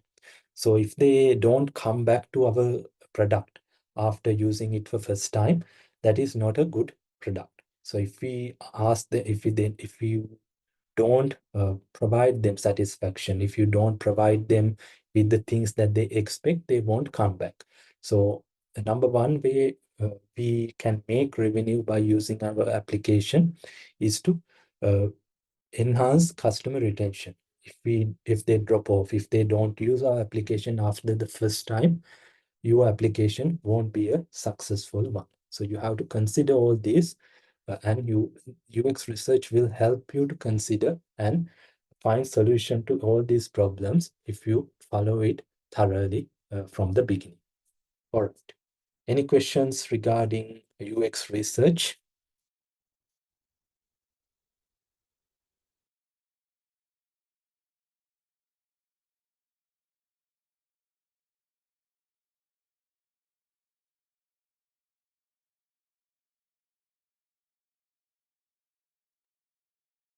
Next one is information architecture. Information architecture is like a blueprint, a visual representation of the product's infrastructure, features, and hierarchy. The level of details is up to the designer. So, information architecture may also include navigation, application functions and behaviors, content and flows. There is no set limit to the size or shape of IA.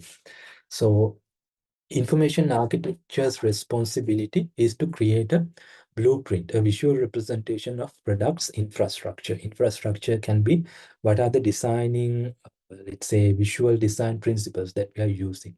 What is the technology stack? So you can talk about this with the coders or the developers. What is the technologies that we are going to use? Is it only a mobile application? So are we using any other platforms such as, let's say, are we using Swift for programming? Are we using React Native for our application? Are we using any other framework? So you can get a proper idea by product infrastructure. And then there are design principles as well. So in the design principles, we have a design principle called atomic design, which is used widely these days. So in the atomic design, if I tell you roughly, what we do is we create atoms. So atoms is the basic elements in our design. For an example, let's say we want to create a button. So inside a button, the basic element is the text. So the atoms can be text, and then we create molecules. Molecule can be a set of buttons. So when you create molecules, you use these atoms you already created and add some colors and two basic elements and different states of the buttons and so on. So I will give you an example when we do the design. Or let me show you one example right now so it will be easier.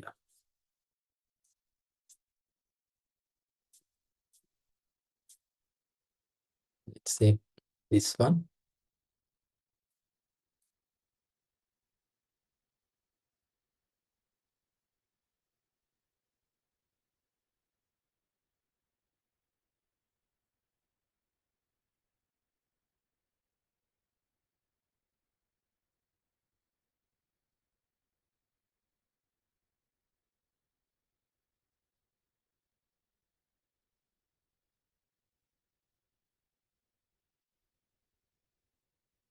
Okay. The level of details is up to the designer. We also make include navigation, application functions, and behaviors, content, and flows.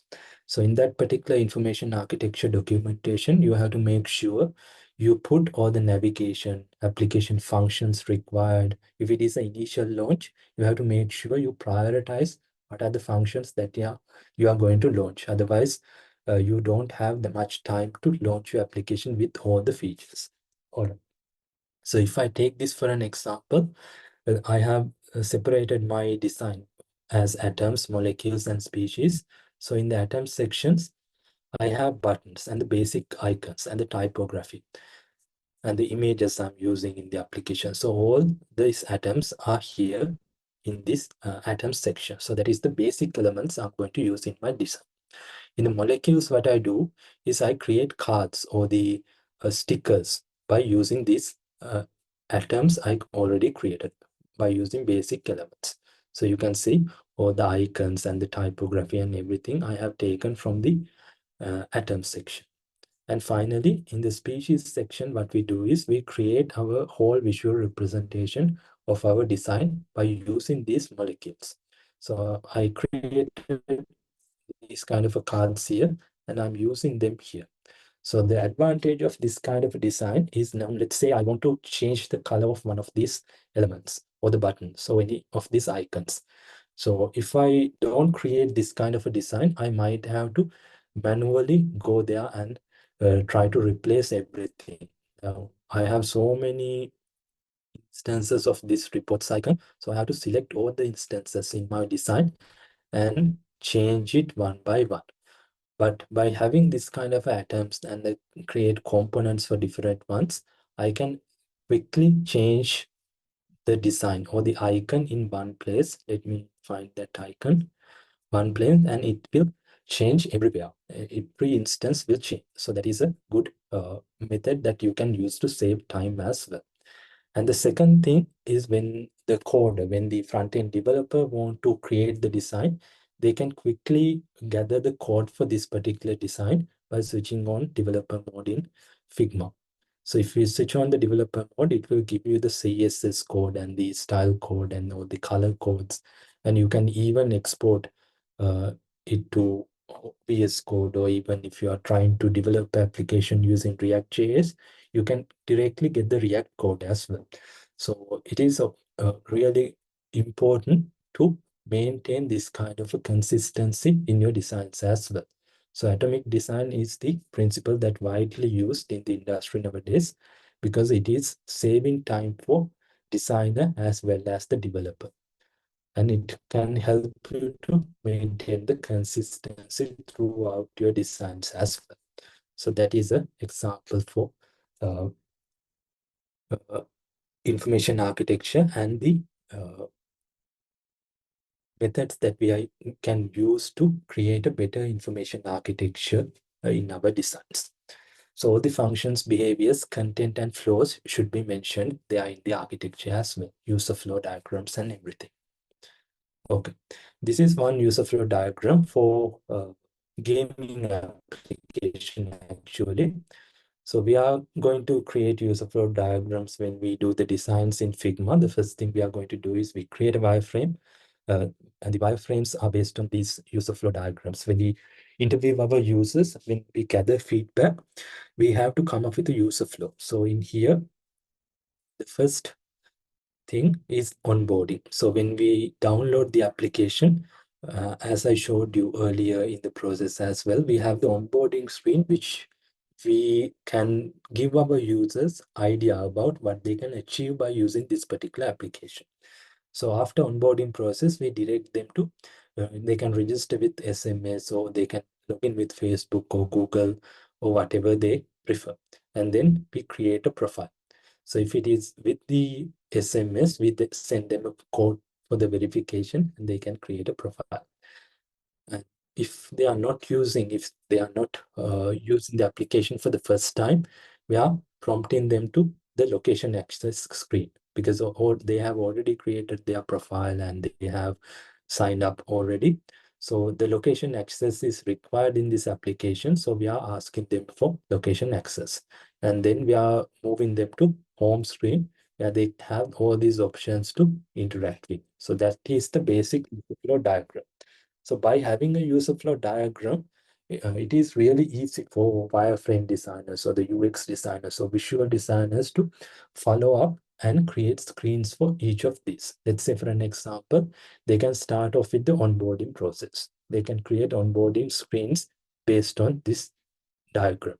And then they can create a diagram like screen for register with SMS, then for Facebook login, then for Google login and verification code.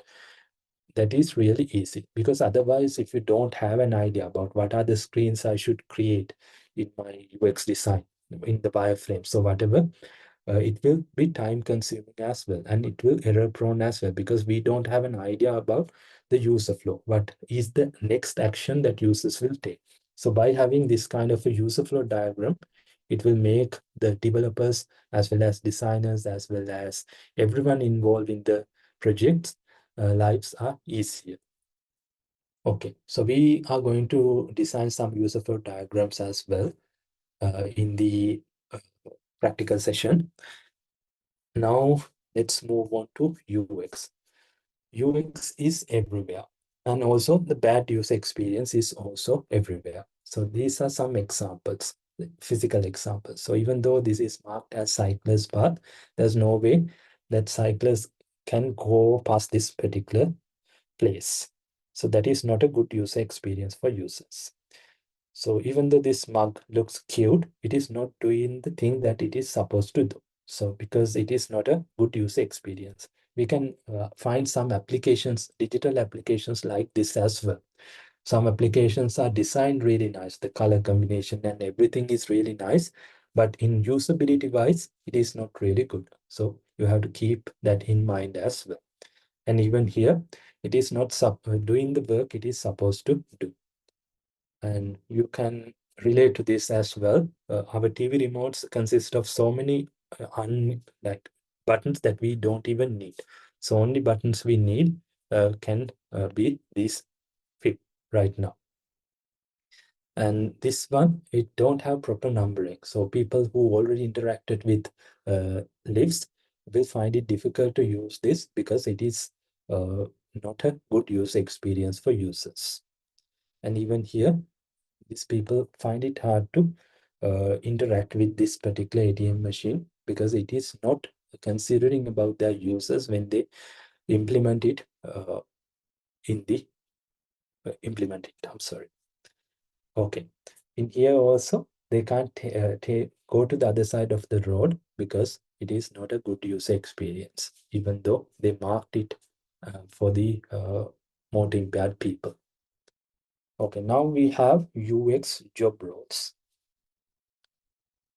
When you start off your career, you can become a UX designer. You can be an associate UX designer, and it is actually based on if you are good with user research, if you are good with, let's say, interacting with people, asking questions, and do user research, you can become a UX designer.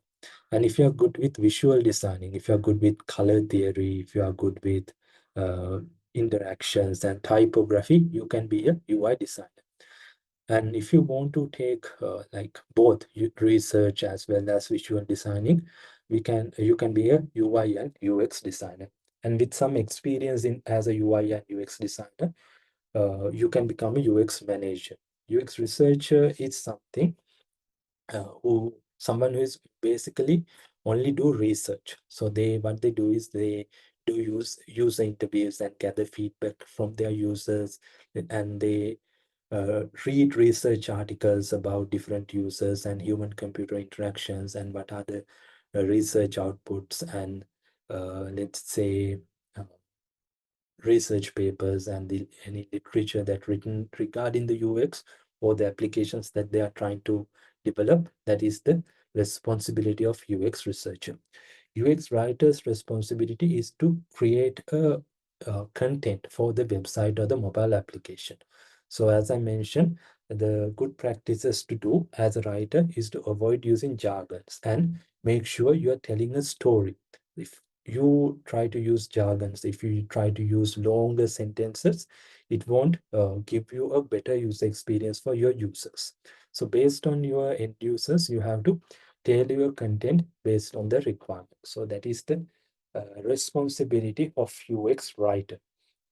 And then UX architect, he has the responsibility to create the information architecture documentation and have a good idea about the user flows as well as the hierarchy of the design. For an example, uh, what is the prominent call to action button? Where should I place my search bar? Where should I place all other buttons and so on? So that is the responsibility of the UX architect. Product designer. So even though we call UX designer, most of the time when we go to Europe or any other country, yeah, they have so many physical product. We call them a product designer. The product designer is actually, we can apply that to digital product as well. But most of the time, it can be a physical product as well. If you take Germany, they have so many car manufacturers. The product designer's responsibility is to create a product, maybe a dashboard or a media system that people like.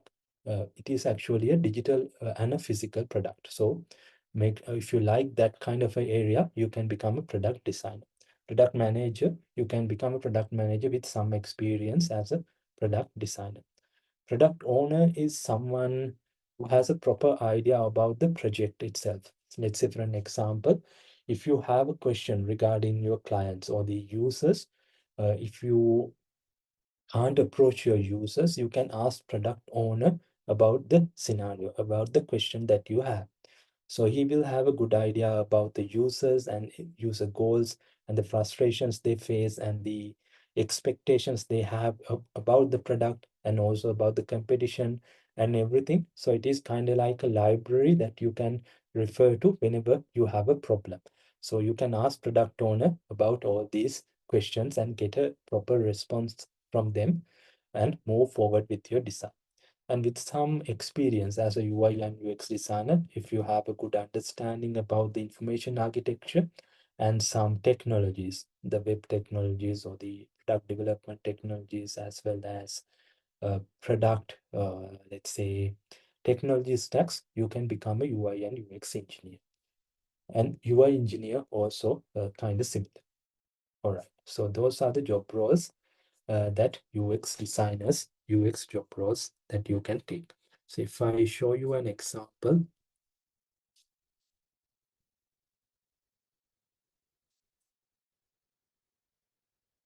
if you visit a website such as PayScale or even Glassdoor, it will give you some details regarding the salaries that UX designers are making. So this is US based website, so that is why they are showing it in this amount.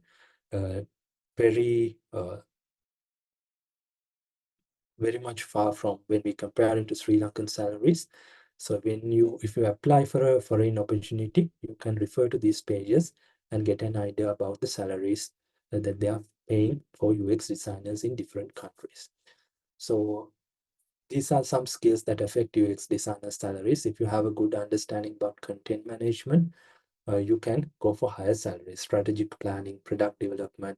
If you have leadership skills, project management, especially if you're good with agile project management, if you have good agile uh, experience, it will give you a higher salary as well.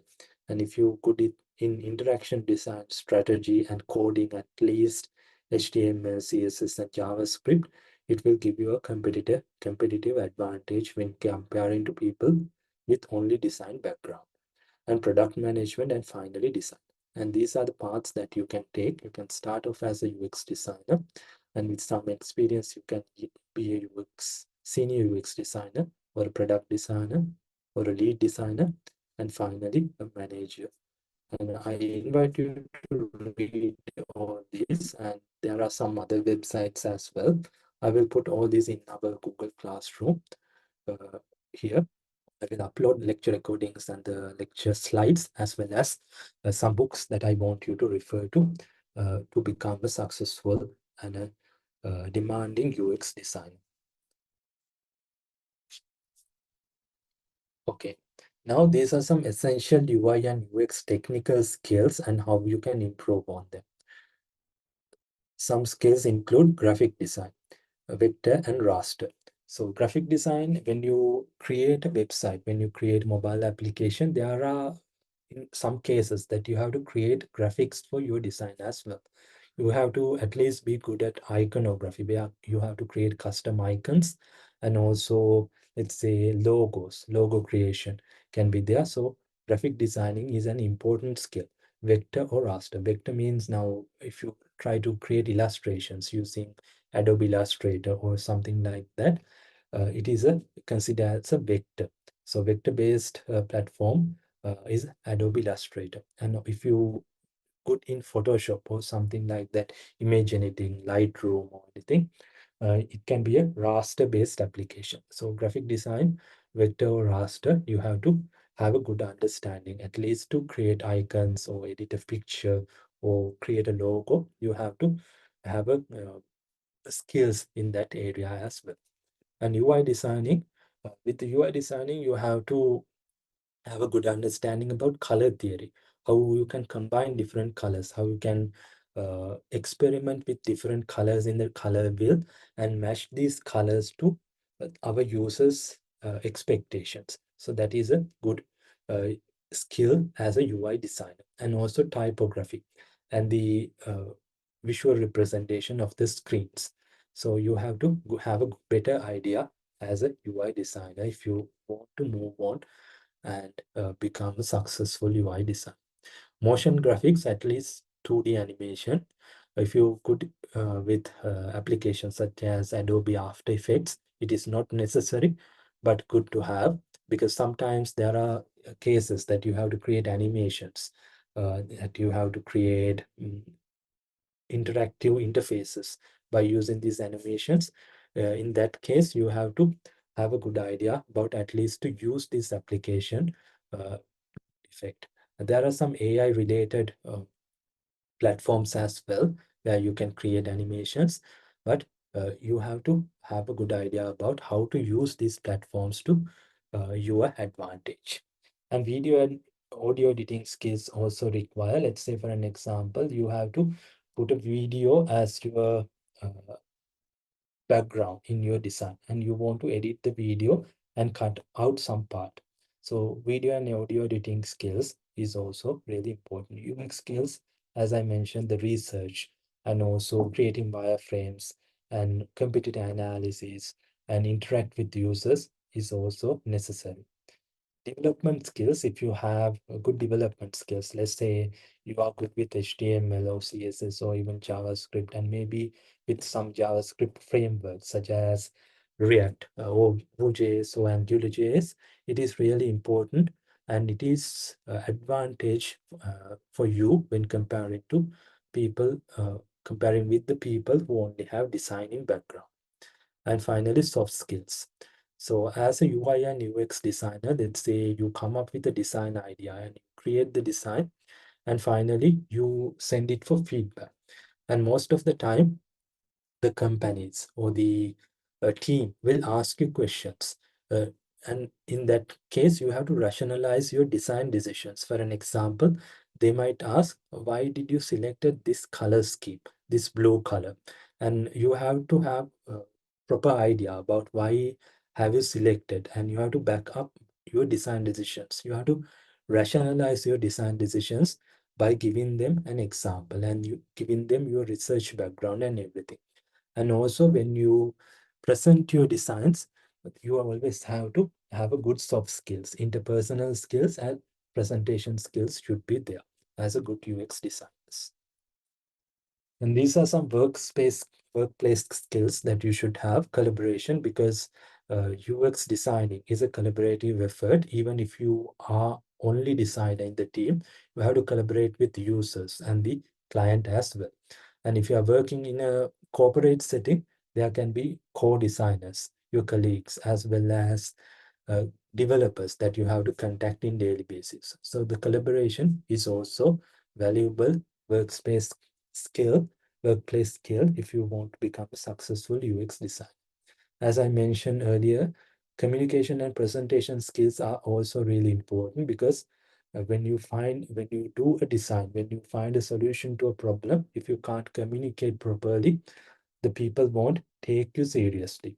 So you have to make sure you communicate your design thinking process and rationalize your design decisions, and make sure to come up with a good story when you present your designs to your clients or the end users. So even when you try to find a job opportunity in the industry, there are few steps in the UX design interview process. So number one can be you spoke with the HR people, where they get to know about you and your personal things and maybe general idea about your designing and everything. And after that, we have thing called portfolio review and case study review. In the case study review, what you have to do is you have to create a case study presentation for the company.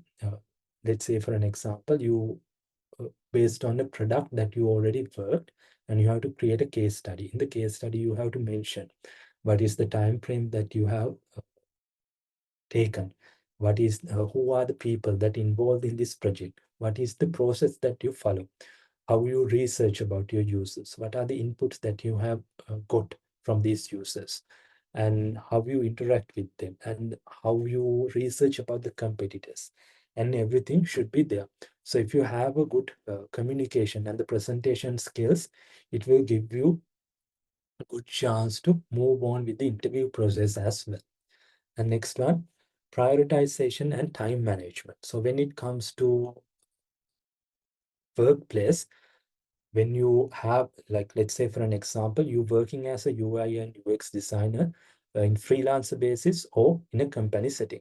So there can be many projects that you have to work on simultaneously. For an example, as a freelancer, you might have to work with one client daily basis and another client project, and also in a company you might have to work on 3 or 4 different projects, and you have to make sure you prioritize your designs, you prioritize your task based on the requirements. Let's say one project is you have a very tight deadline, so you have to prioritize that particular task rather than others. So time management and the prioritization is also really important in a workplace as a UX designer.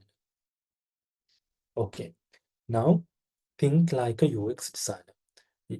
If you want to become a successful UX designer, you have to think like a UX designer in everyday interactions as well. So you should understand the user experience is everywhere. It is not only in your mobile devices or the laptop.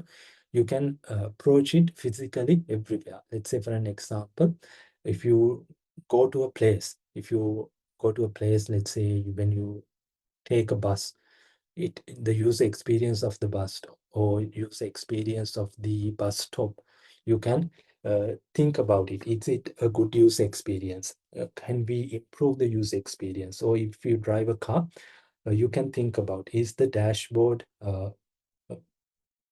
working in a way that I like it to be? Is there any improvement? Or if you take a digital product, uh, is my banking application perform in the way that I expected it to be? Is there any user experience enhancements that I can do to improve the design?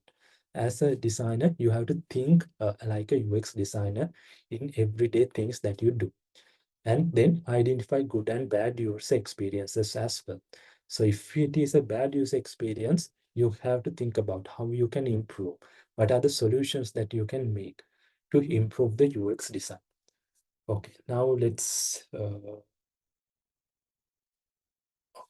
is a book that I invite you to read, and I will put a link, a PDF link on Google Classroom as well. Design of Everyday Things. This one.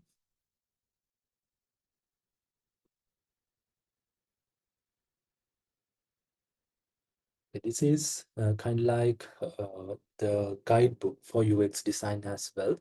So the design of everyday things is done by Don Norman. Don Norman is we consider him as a father of UX because he's the one who came up with the user experience word as well. Tell about Don Norman, he was the one who is behind the user experience of earlier Macintosh computer when Steve Jobs released it.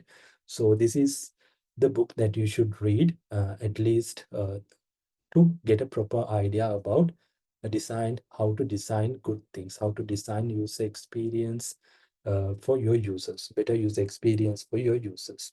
I will put a PDF link on Google Classroom, and please read it, and it will help you to think like a UX designer whenever you approach any kind of a product. All right. UX portfolio. So UX portfolio is really important, even if you start off as a UX designer, or even if you have experience up to 10 to 15 year experience or any experience.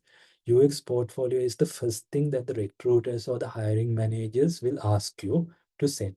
So for an example, let's say you send your CV to some company, and if you don't have a good UX portfolio, sounding UX portfolio, they won't move on uh, with your application. So you have to make sure you create a good UX portfolio by putting at least 3 or 4 designs, best designs that you do.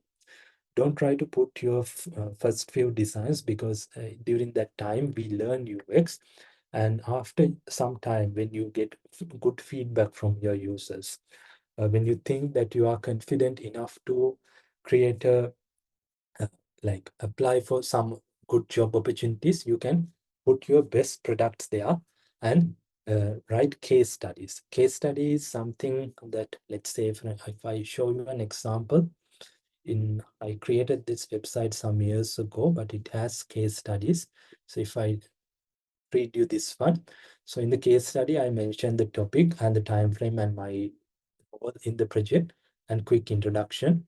And in the introduction section, I give them the introduction and how I approach the project. What are the methods that I use to uh, find a solution to this problem, and then the UX process I follow, and the research articles I read, and also the computer analysis and the wireframes and the high fidelity wireframes, and finally the design and the final product as well.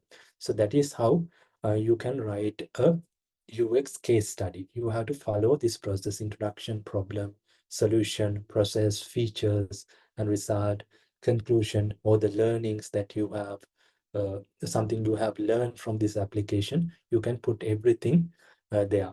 So as a starter, even though you don't have any project, at the end of this particular certificate course, we are doing a capstone project where you apply the things that you have learned in the classroom in a real world example.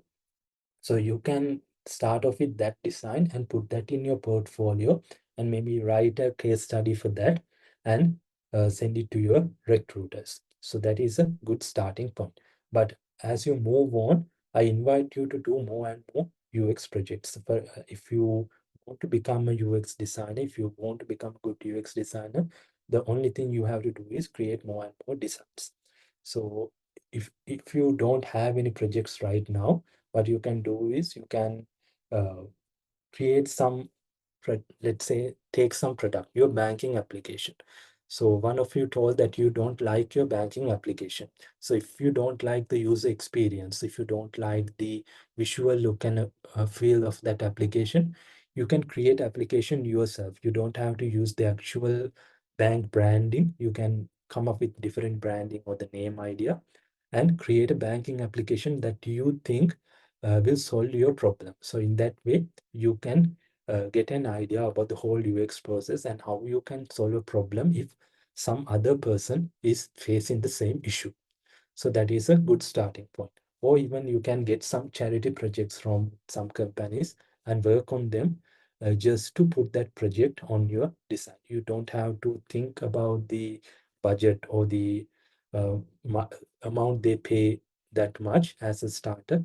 As by It is kind of like an investment. You can put it in your portfolio, and later you will get more projects if it is a successful, if it is a nicely designed project. So these are some platforms that you can create your portfolios. Number one is Dribble. So if I go to Dribble website,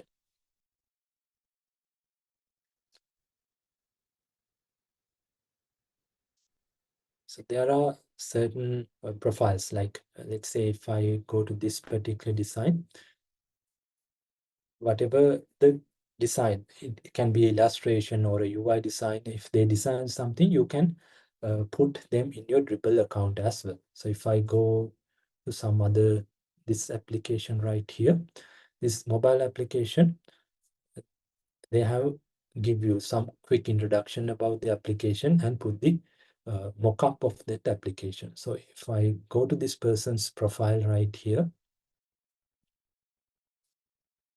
all the designs that he have done recently is he have presented them in his Dribble account as well. So that is, and if the people who is looking for design ideas, or the people try to hire someone, they can click on get in touch button and contact this person and hire them. So you can also put your designs in here. If someone like your design idea, they can inquire about it and maybe hire you in the future projects as well.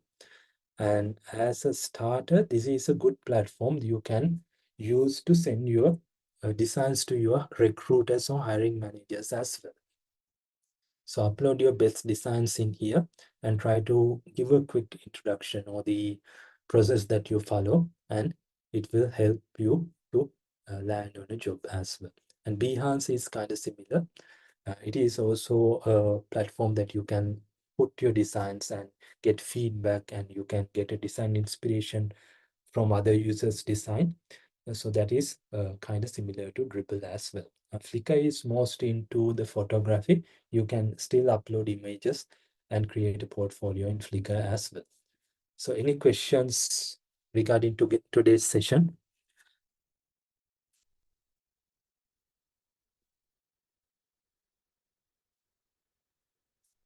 Excuse me, I have a question. Can I Yeah. ask? Yeah, Just sure. want to know when it comes to user research, at the first start, when you said to ask questions, normally is there a minimum amount of people we need to do the research with? Like, is it 10, 20? How do you gauge it? Yeah. The more users you interview, the better the results. So let's say for an example, you should at least interview 5 to 10 people. So if you, let's, we can proportion it, like for an example, let's say you identified your end users and you have an idea about this is the people that we should target. Let's say 100,000 people. And for the 100,000 people, you can have to at least interview 15 to 20 people. So you can, if, and also you have to make sure you find people with different backgrounds. Let's say if you try to launch a mobile ride sharing application, if you only interview office workers, that won't be enough. The users should represent all these 100,000 people.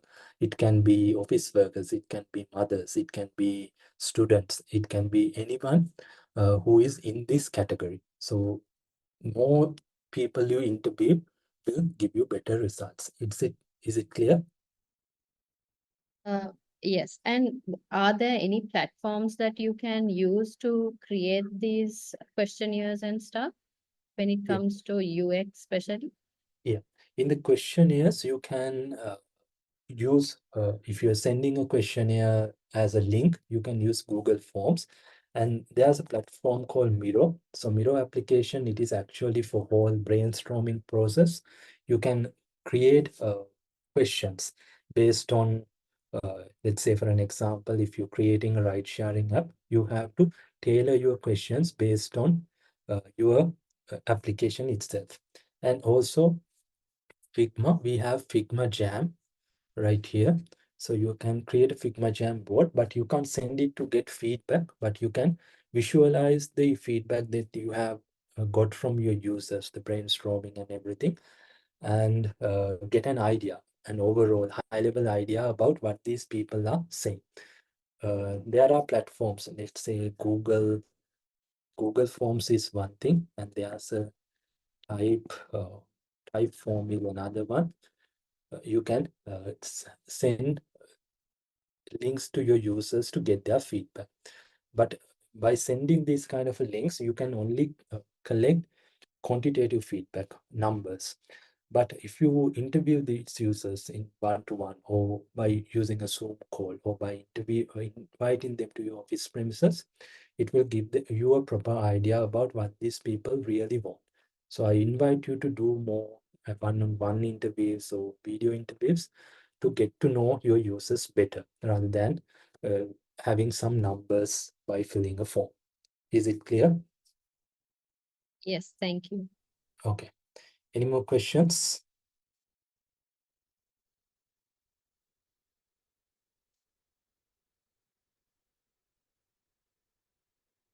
You can send a message as well, a Zoom message, if you have any questions.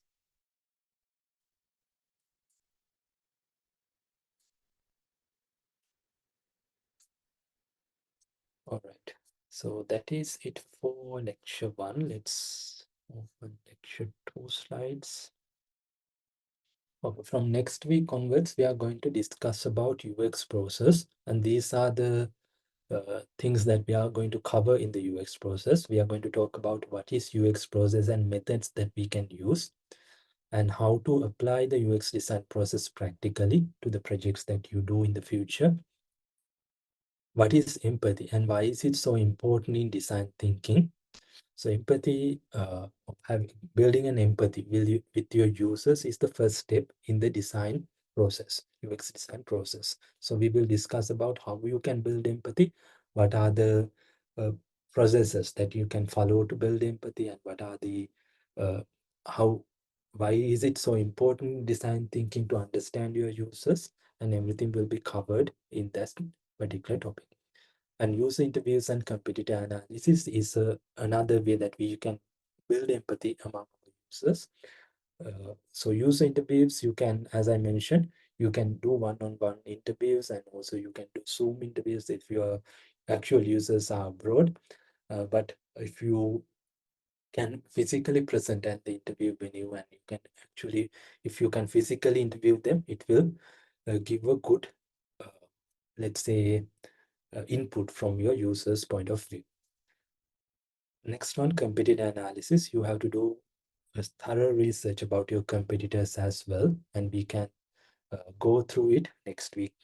And by doing user interviews and by conducting user interviews and sending them questionnaires, we get an idea about some archetypical users that we think that our end users, that we think it will represent all of our end users. And we create user personas. User persona is something like this.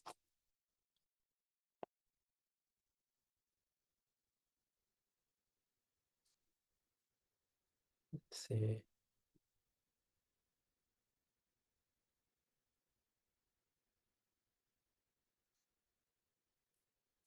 by interviewing these users, we get an idea about their background. So we put their background information right here, and one quote or a slogan that they have mentioned regarding our application or regarding the experience that they have about the application that we are going to develop, and we put it right here. So it will give us an idea about this particular person, and also some of its qualities, motivations, and personality traits, and also some behaviors and habits this person follow, and frustrations and the roadblocks he's facing during using applications, and his application use altogether. We can mention them here. So this is a rough idea about the user persona. We are going to create user personas before we move on to UX process, when we talk about the UX process actually. So you will get an idea about how to create a user persona, how it will help you when come up with a good design, good user experience design, in creating wireframes and the visual design, and also communicating with your team members regarding user requirements. So you can use this as a actual user. Let's say you get a chance to interview people, a few people, and you want to convey, you want to give the message to the team regarding this particular user. So user persona is really helpful for other users, uh, other team members involved in the project, to get an idea about the users that you already interviewed. So it will give them, it will help them to build empathy with this user and make sure they have this person in mind when they do the design as well. And finally, creating user flows. So user flow diagram, I already showed you one. So we are going to create few user flow diagrams, simple user flow diagrams, before we move on with the wireframing process as well. Okay, so those are the things that we're going to discuss next week. Do you have any questions regarding today's session? We have few minutes. So if you have any questions, you can ask now. You can even send a message in Google Classroom.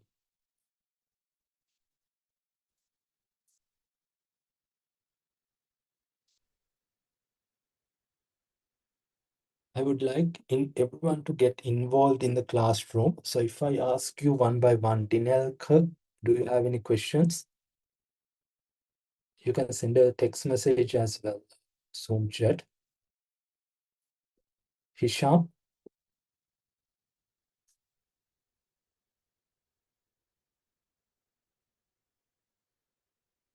Nadisha, how about you? Any questions?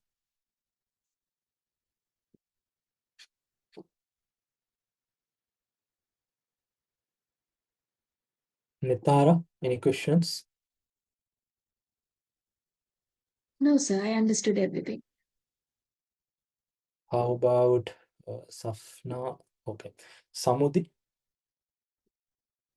No, sir, I understood. Okay. How about Tarisha? Any questions? I'm good, thanks. Okay. Tishamad?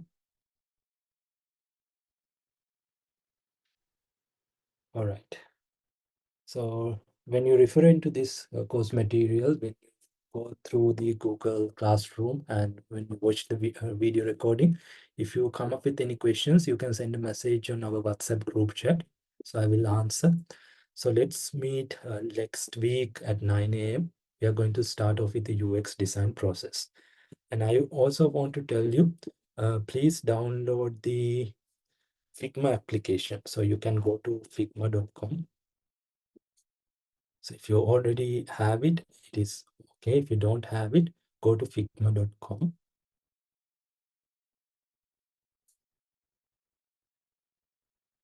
And you can sign up and download the application, because from next week onwards, we are going to do some Figma practicals as well. So I want you to download that application, and I will share a Figma board link on our Google Classroom. So please join that and we can do Figma practicals as well. So have a nice day then. We'll meet you next week at 9 a.m. Bye-bye. Thank you. Thank you, sir. Thank you, sir.